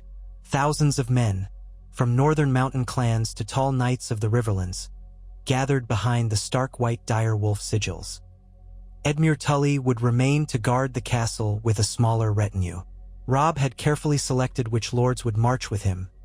Lord Vance, Lord Blackwood, Lord Bracken, though grudgingly, and a contingent of archers from House Mallister. The rest stayed behind to ensure that any Lannister attempt to retake the Riverlands failed. The bridging of politics was delicate. Some lords grumbled, wanting either to remain in the Riverlands or push onward against the Ironborn. But Robb's will prevailed. By late morning, the column trundled out, crossing the drawbridge and winding east along the roads that led toward the King's Road, eventually to King's Landing. Spring greenery had begun to show in the fields, an incongruous reminder that life persisted despite the war's ravages. The first leg of the journey passed quietly. Occasionally, they met travelers, merchants fleeing from the capital, peasants drifting from one ruin to another, hoping to find safety. Many stopped to gape at the army passing, some bowing or calling out thanks for the defeat of the Lannisters in the Riverlands. Robb kept them at a distance, mindful that spies could be anywhere. They reached the crossroads inn after a week, finding it partially burned, its yard strewn with debris. A small garrison of Stannis' men had taken refuge there, wearing the crowned stag sigil. They recognized Robb's banners and welcomed him with wide eyes, clearly not expecting the king in the north to appear in person. That evening, Robb dined in the inn's smoky common room, sharing bread and salt with the Baratheon soldiers. One of them, a tall Stormlander with an old scar across his face, knelt and apologized for doubting that the North would stand by Stannis. We heard rumors that you meant to break alliance, the man admitted. Some said you had your fill of southern wars. Robb offered a faint smile. We all have our fill of war, friend, but we've begun something here, and the North does not abandon its word lightly. The soldier bowed in thanks, relief evident in his weary eyes. That night, Robb dreamed again of Winterfell, a warm day in the Godswood, the sudden hush of ravens.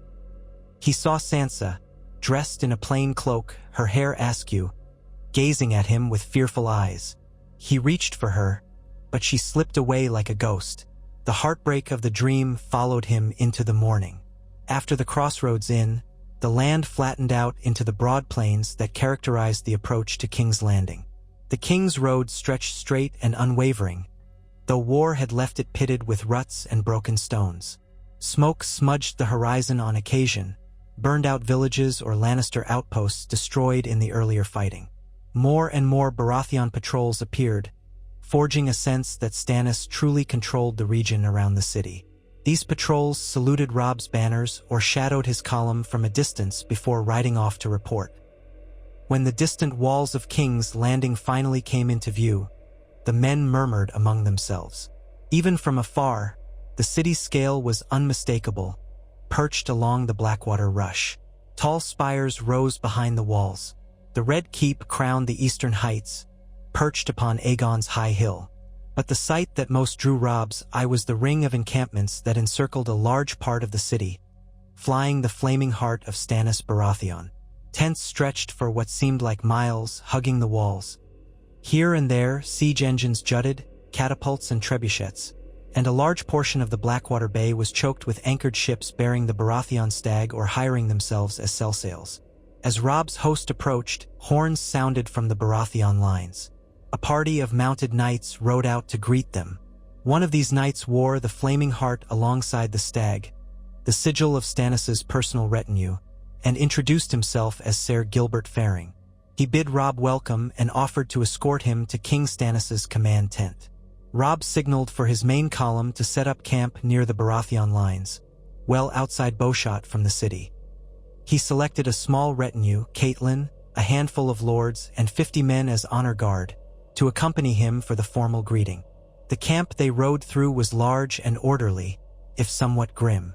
Soldiers hammered at armor, fletched arrows, or sharpened swords. A sense of tension hung in the air. Robb could see scrawny children picking through rubbish piles, refugees from the city or the war, seeking scraps. The Baratheon men eyed the wolves on Robb's banners with curiosity or suspicion, but none impeded his passage. At last, Ser Gilbert led them to a grand pavilion of deep green edged with gold, the crowned stag sigil snapping in a stiff breeze. Outside stood 2 lines of guards in lacquered plate. The air smelled of ash, horse dung, and the sea tang from the bay. Robb noticed a cluster of smaller tents where battered men moved about, some bandaged or on crutches, clearly an infirmary. So the siege had not been without losses. Ser Gilbert dismounted and gestured for Robb and Catelyn to follow. Within the pavilion, the torchlight glowed off heavy canvas walls. Robb's gaze landed on the figure at the center, a tall, severe man in dark leathers over ringmail, with a close-trimmed beard flecked with gray. Stannis Baratheon. His mouth was set in a thin line, eyes cold as chips of granite. Red light from braziers accented the harsh planes of his face. To his left stood Melisandre of Ass High, her hair bright as copper, her red robes giving her a ghost-like presence in the torchlit tent. Davos Seaworth lingered behind them, an anxious glimmer in his eyes. Stannis inclined his head, though no trace of warmth appeared on his features. Robb Stark, king in the north. We meet at last. Robb felt the weight of the man's scrutiny, as if he were being assessed for the slightest sign of weakness. He returned a curt bow. King Stannis, our alliance has brought us both this far. I hope it carries us further still. Stannis's lips tightened. Indeed, word of Tywin Lannister's demise reached us. You've done the realm a great service, though some might mourn the man. I do not.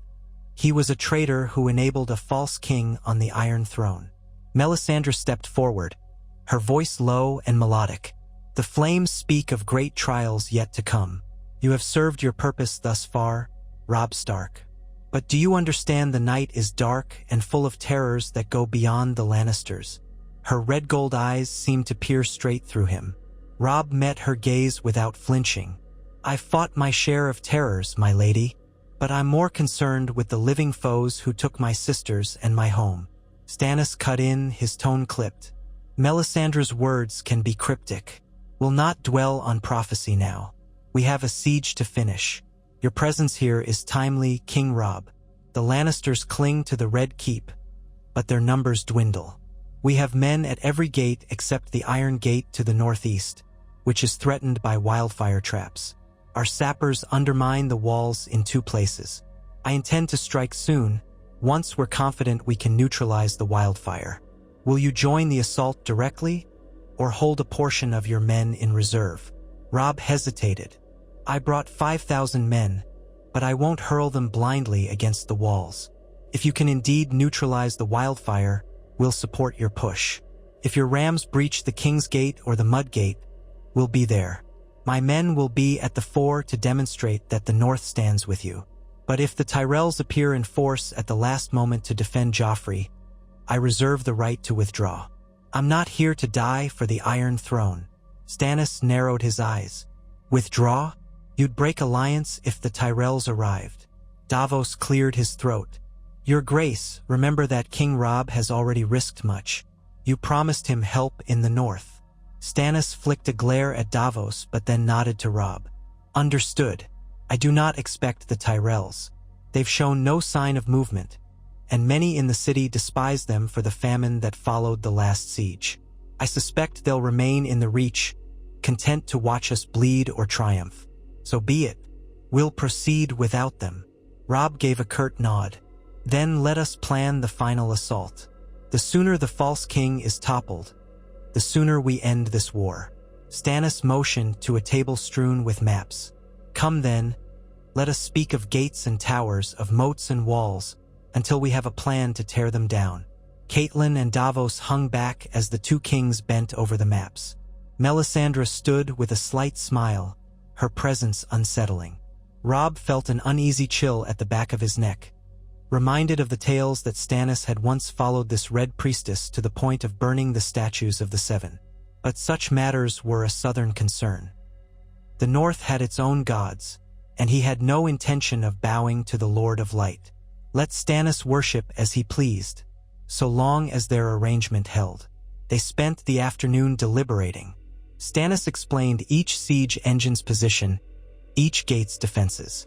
Tyrion Lannister, rumored to be inside, might attempt some cunning countermeasure. Cersei would cling to power with every breath.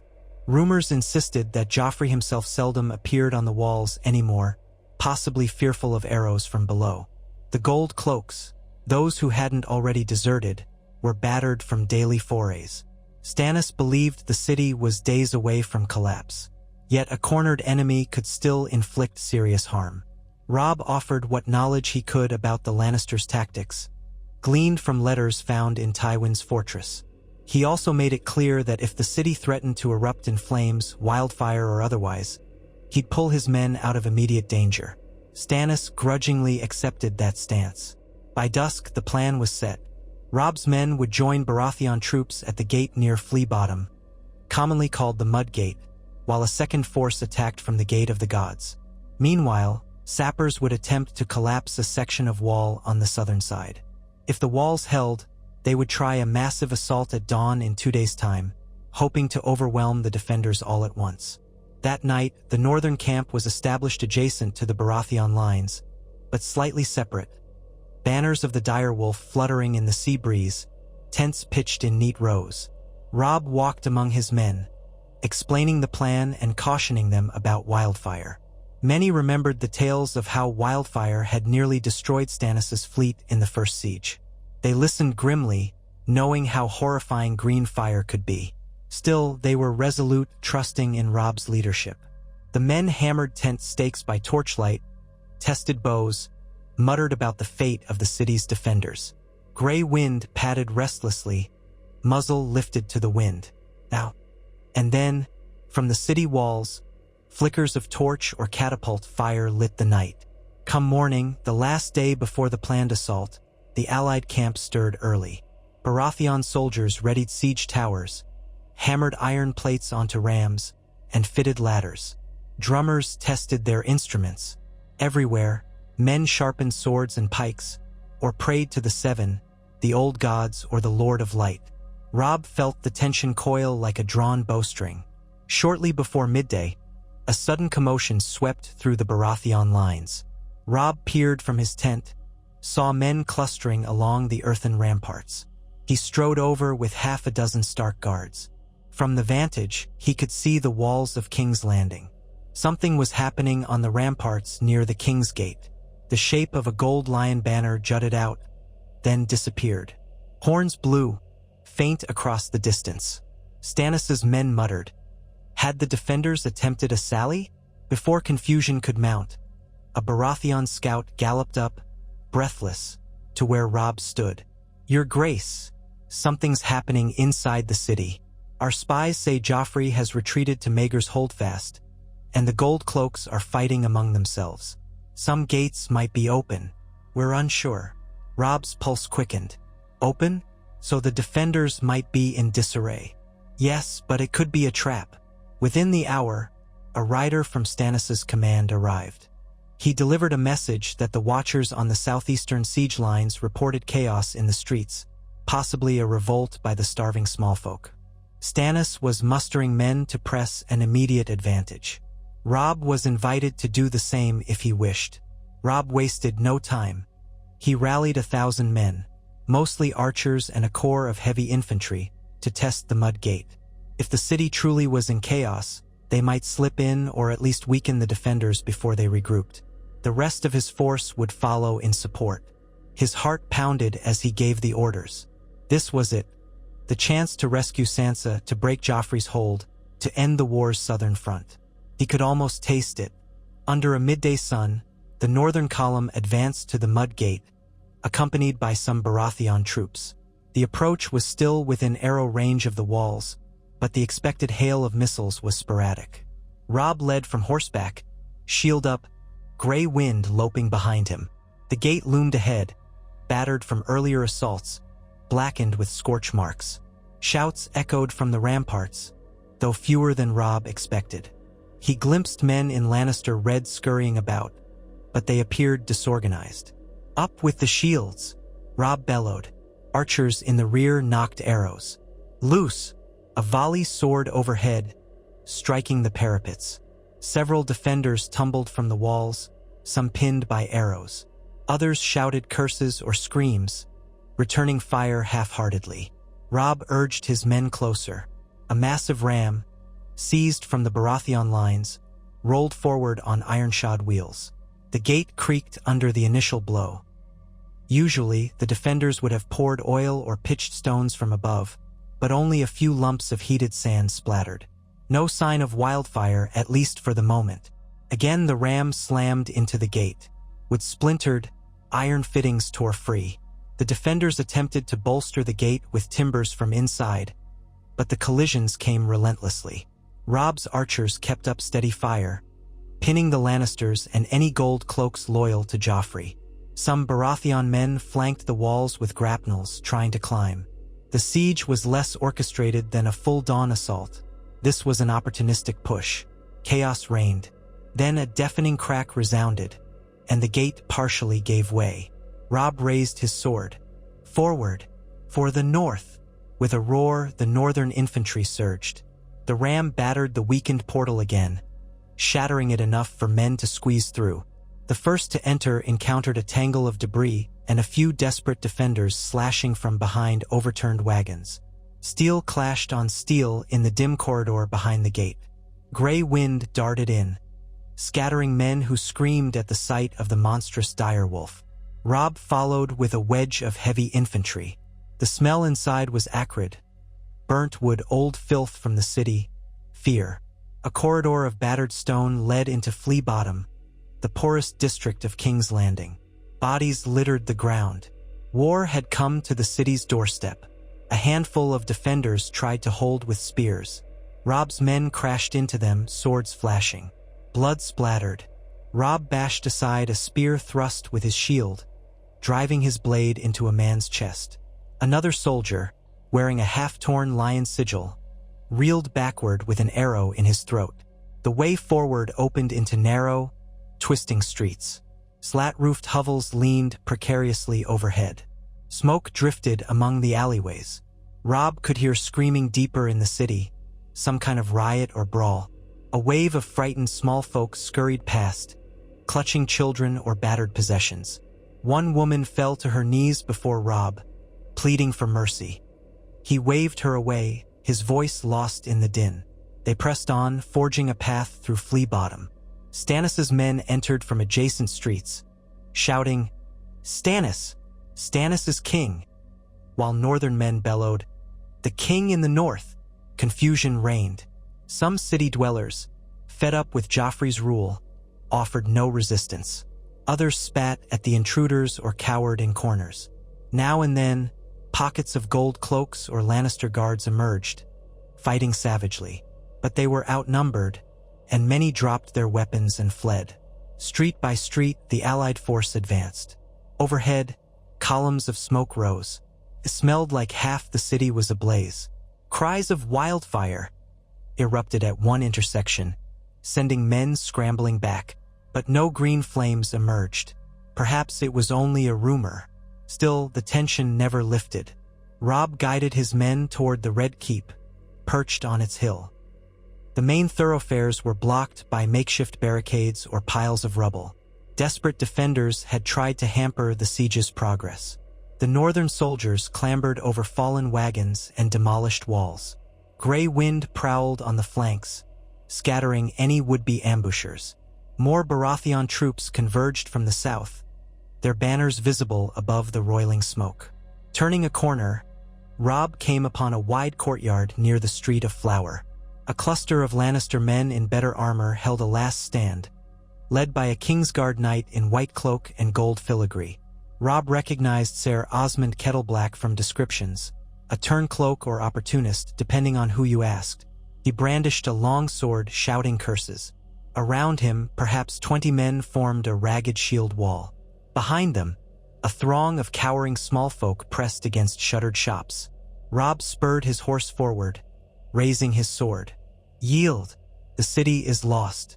Lay down your arms." Kettleblack snarled something, then led a desperate charge. Robb's archers loosed a volley, felling several men.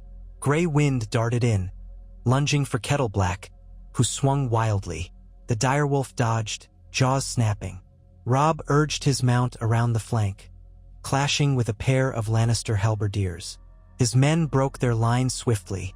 Kettleblack fought with surprising ferocity, but Grey Wind tore his knee open, toppling him. A northern soldier ended him with a quick thrust to the throat. As the last of them fell, Robb called for calm. Some of the city folk wailed, others begged for mercy. Robb signaled that no harm should come to civilians unless they attacked. Then, pressing onward, he led his men deeper toward the Red Keep. The streets grew wider and more patrolled by Baratheon men. A scattering of northern banners signaled that the king in the north was also on these roads. At last, they reached the outer bailey of the Red Keep.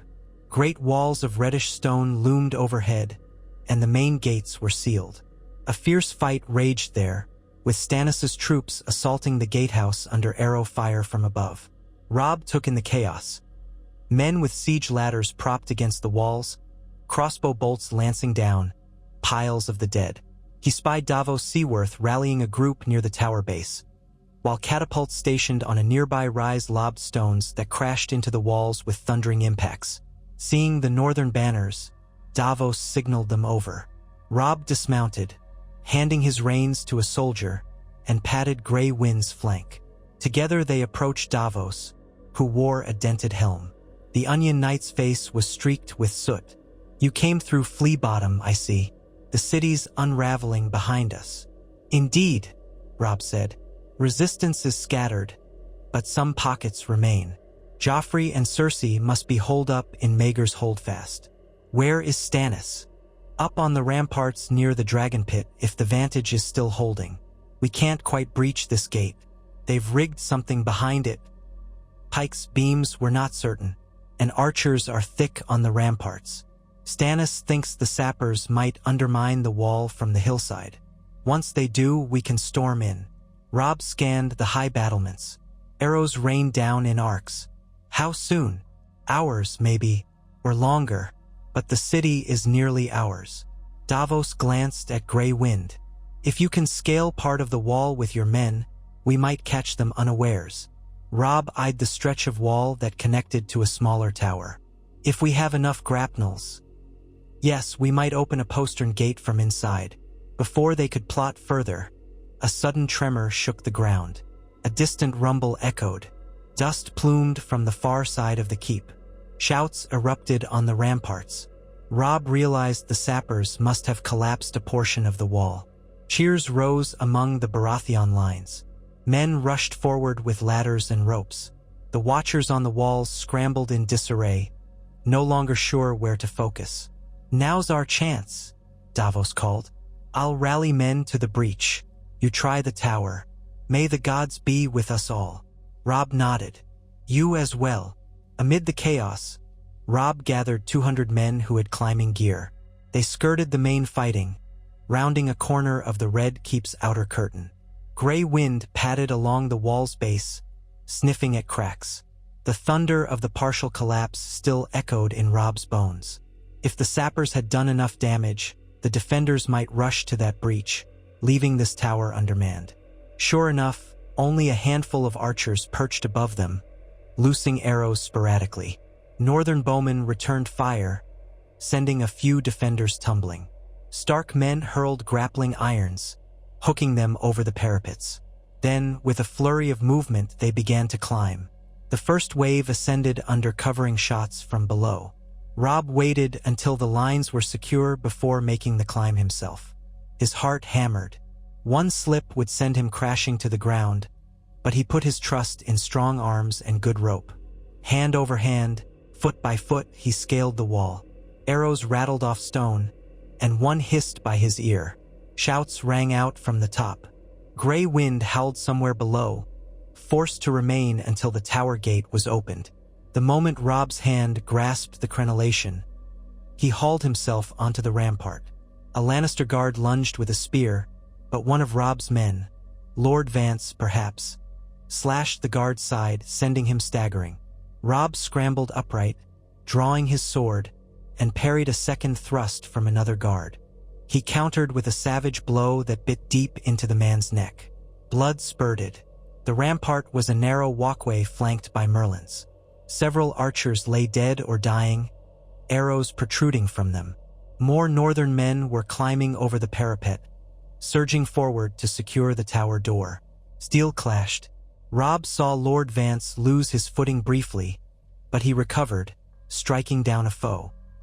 Another northern soldier kicked a Lannister man over the battlements to the yard below. Step by step, they fought along the wall. One of Robb's men carried an iron bar to jam the tower's door, but it wasn't needed. The defenders inside had already fled or lay dying on the threshold.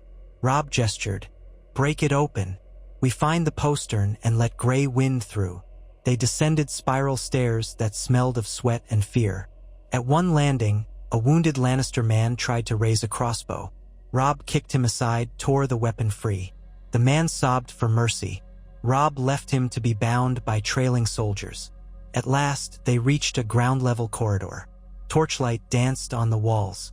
The clamor of battle reverberated from outside.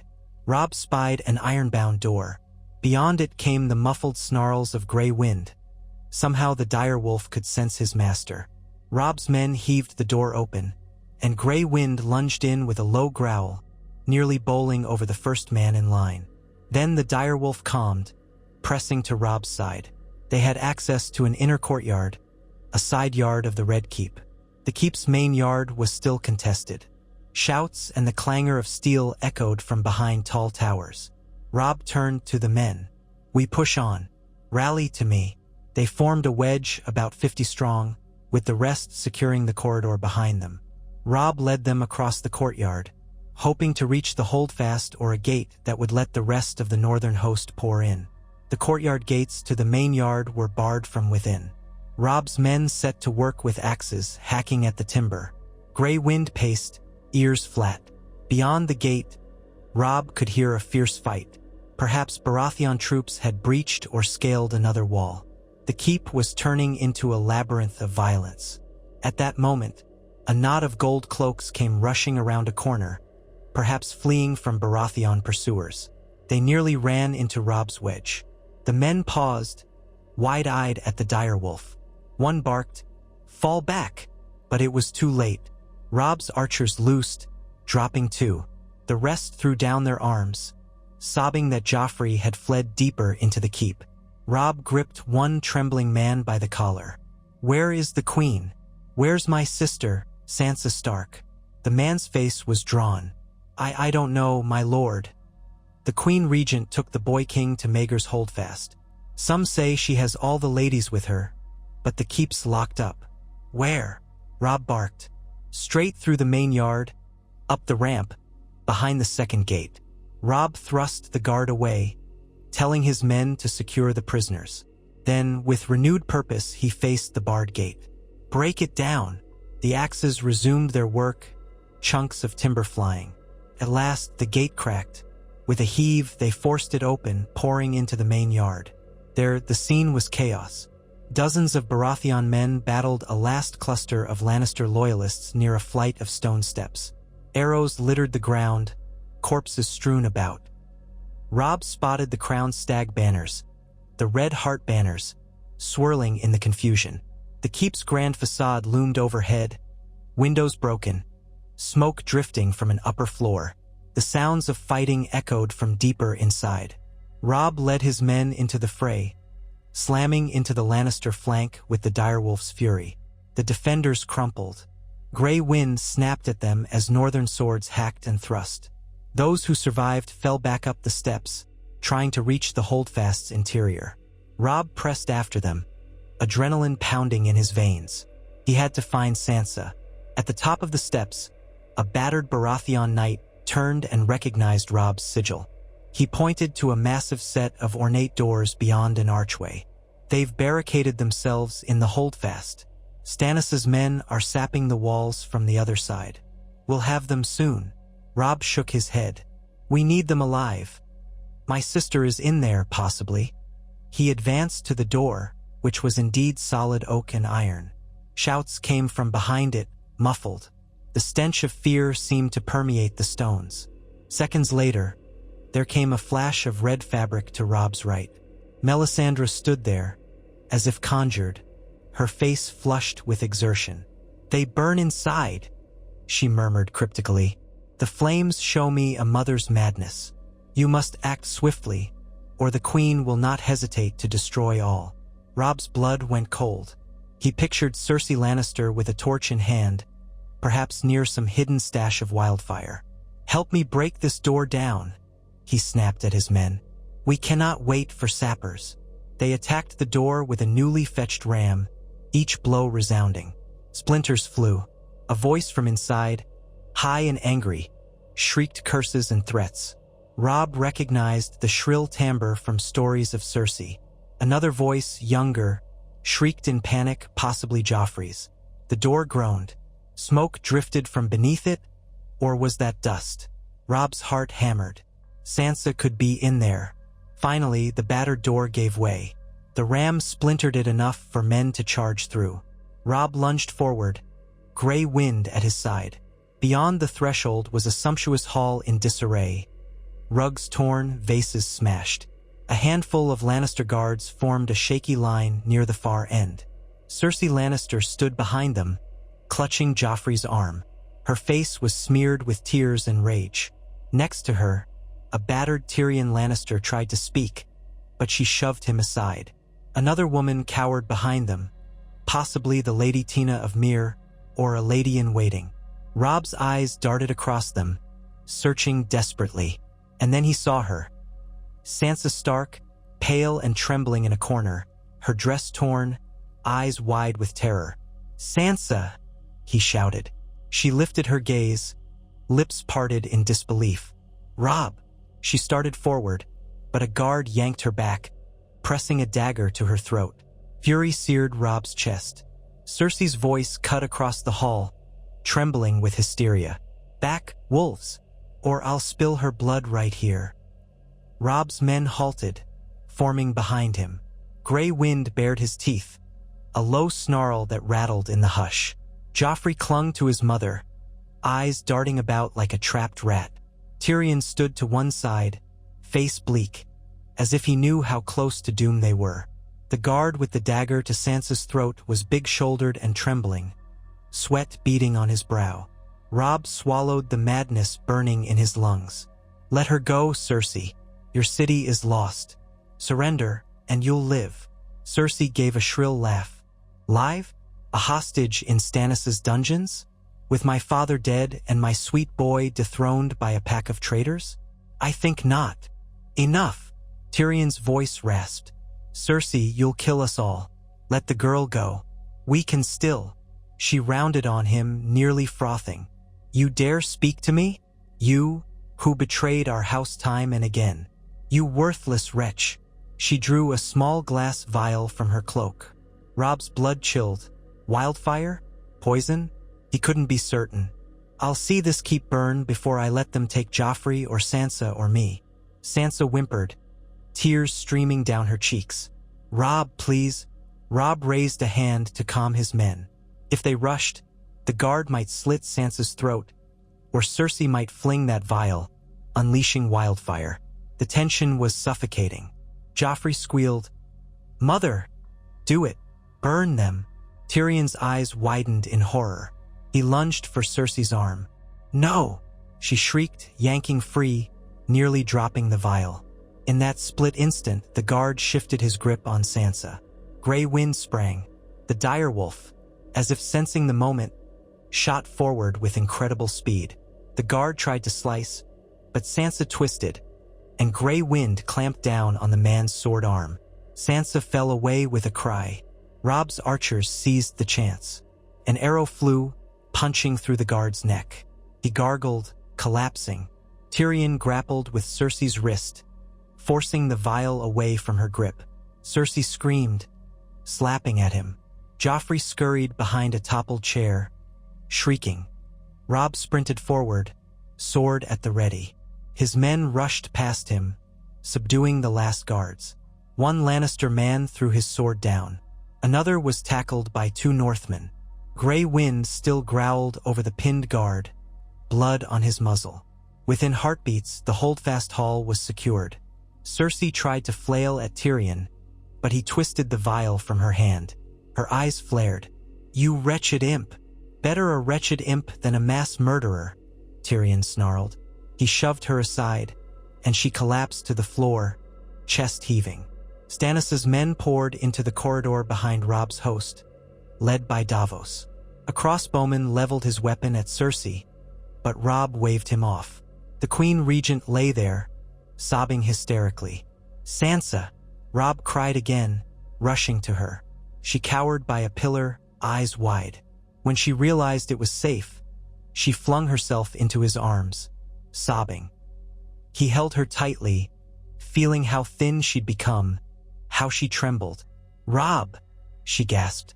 "Arya, she was gone before Shoo, we'll find her. It's all right now."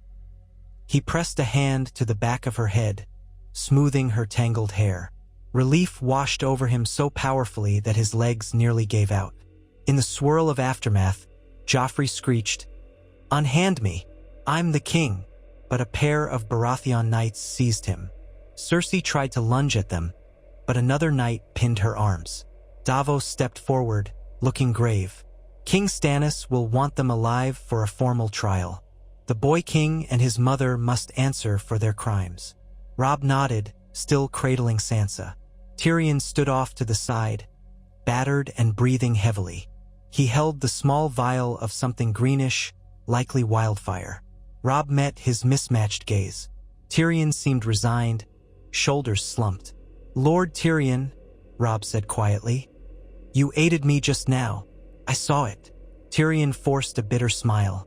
"I prefer not to see my family commit mass suicide. Or murder. I doubt it redeems all I've done." Robb gave no immediate response. The hall reeked of sweat, blood, and madness. But the crisis had passed. The Queen and Joffrey were subdued. The city had fallen. Somewhere outside, horns blew triumphant blasts. The final stronghold of the Lannisters, aside from the west, was undone. "All kneel!" A Baratheon guard cried as Stannis Baratheon himself strode in, flanked by Melisandre and half a dozen knights. He took in the scene. Cersei in a sobbing heap, Joffrey screaming curses, Tyrion standing numbly, Sansa clinging to Robb. Stannis' face was as stony as ever, though a flicker of satisfaction glimmered in his eyes. "The false king is dethroned," Stannis declared. "The Iron Throne is mine by rights. Let any who dispute it speak now or face the king's justice." No one spoke. Joffrey's cries had become incoherent babble. Davos signaled men to haul the boy king away, presumably to a secure tower. Another pair seized Cersei. Tyrion did not resist when a guard confiscated the wildfire vial from him. Outside, the triumphant roar swelled, an echo through the battered red keep. Robb gazed at Stannis, exhausted, Sansa still clutching his arm. "The city is yours." Stannis turned his cool gaze upon Robb. "Yes, and you have my thanks, King in the North. You kept your word, and so shall I keep mine. Once I am crowned and the realm acknowledges me, we will move to free the North from the Ironborn, as promised. You shall have your independence if that is still your desire." Robb felt a flood of emotion. At last, the vow he had clung to might bear fruit. "That is all I've ever wanted, for the North to be free, and my sisters returned safely." Stannis gave a curt nod. Melisandre swept her gaze from Robb to Sansa, a small, cryptic smile on her lips. "The flames speak of a dawn yet to come," she whispered, but no one seemed to heed her. The clash for King's Landing ended in that hall, with the wails of a dethroned boy king and his mother echoing through stone corridors. Robb Stark held Sansa close, relief and grief mingling. So much blood had been shed, so many hearts broken. Yet here, in the Red Keep, the last lion's roar had faded, replaced by the stag's victory cry and the direwolf's quiet vow to protect the North at all costs. In the days that followed, order was slowly restored to the ravaged capital. Stannis named Davos Seaworth Hand of the King, to general surprise, praising his loyalty. Tyrion was confined but treated with some respect, awaiting a decision on his fate. Joffrey and Cersei were imprisoned under heavy guard, subject to a future trial. The Gold Cloaks were purged of those too loyal to the old regime. The Tyrells sent an envoy congratulating Stannis but made no immediate move to ally. Meanwhile, the small folk emerged from the rubble of riots and siege, uncertain of their new king but desperate for peace. Robb spent little time in the Red Keep's luxury. Once Sansa was rested and given fresh clothes, he questioned her about Arya, but all Sansa knew was that Arya had vanished shortly after Ned Stark's execution, presumably aided by someone loyal. No word of her since. The knowledge that Arya could be anywhere, alive or dead, gnawed at Robb, but at least Sansa was safe. His vow to free his family had begun. He met with Stannis in the freshly claimed throne room. The Iron Throne itself loomed behind the new king, twisted swords in a grotesque sprawl. Robb felt only distaste for the seat that had cost so many lives. Stannis, crowned by Melisandre's ceremony, was as grim as ever. "The Lannisters still hold the West," Stannis said. "Kevan Lannister or their allies may try to rally, but with Tywin dead and Joffrey dethroned, they're badly weakened. I intend to dispatch men to subdue them in time, but first my vow to you. I will assemble a fleet under Lord Davos to sail north along the coast, harrying the Ironborn. I shall also send a portion of my knights overland, once the city is stabilized. If you wish to lead them yourself, your men may join." Robb's pulse raced at the prospect. Yes, I'd see Winterfell freed, but there is the matter of the North's sovereignty. I declared the North independent. Will you honor that, now that you hold the throne? Stannis's jaw clenched. "You do not kneel, and we fought side by side. Very well. So long as you remain an ally in good faith, the North need not bend the knee. But be clear, if you claim independence, the wall remains your responsibility. The Night's Watch is in your domain, though it is sworn to no crown. You will defend it as we Targaryens and Baratheons once did. I cannot promise further men if you face troubles from beyond the wall." Robb inclined his head. "The North will handle our own dangers. We only ask you not stand in our way." Stannis studied him for a silent moment, then extended a hand. "We have an accord, King in the North. You have my word before gods old and new." Robb clasped his hand, feeling the calloused grip of a man who had lived a hard life. So it was done. House Stark's alliance with Stannis Baratheon had borne fruit. King's Landing had fallen, Joffrey's tyranny ended, and Tywin Lannister lay dead in the Westerlands. The final blows would soon land on the Ironborn who plagued the North. Robb allowed himself the faint hope that the realm might find a fragile peace. In the courtyard, as Robb prepared to depart for the North with a portion of his forces, and with Sansa riding at his side, he paused to regard the battered Red Keep towers. Smoke still drifted from a few upper windows, and the stench of death lingered. But the tides had turned. A new order took shape. Soldiers in Baratheon sigils cleared rubble and corralled captured Lannisters. The realm, for the moment, looked to a stern, unyielding king. Stannis Baratheon, rightful heir of Robert, crowned upon the Iron Throne. For Robb Stark, the war was not over. Far from it. The Greyjoys still squatted in Winterfell's ruins, murdering and reaving. The question of Arya's fate hung unresolved. The White Walkers beyond the wall, if the old tales were true, threatened horrors unspeakable. But for a single crystalline moment, Robb allowed himself a measure of triumph. He had saved his sister, broken the lion's power, and reclaimed the North's right to govern itself. He guided his horse down the rutted courtyard path. Sansa rode behind him, flanked by loyal Stark soldiers. Their banners, white direwolves on gray, snapped in the breeze that swept in off the Blackwater. Before him, the open gate beckoned, leading out of the Red Keep and toward the wide realm beyond.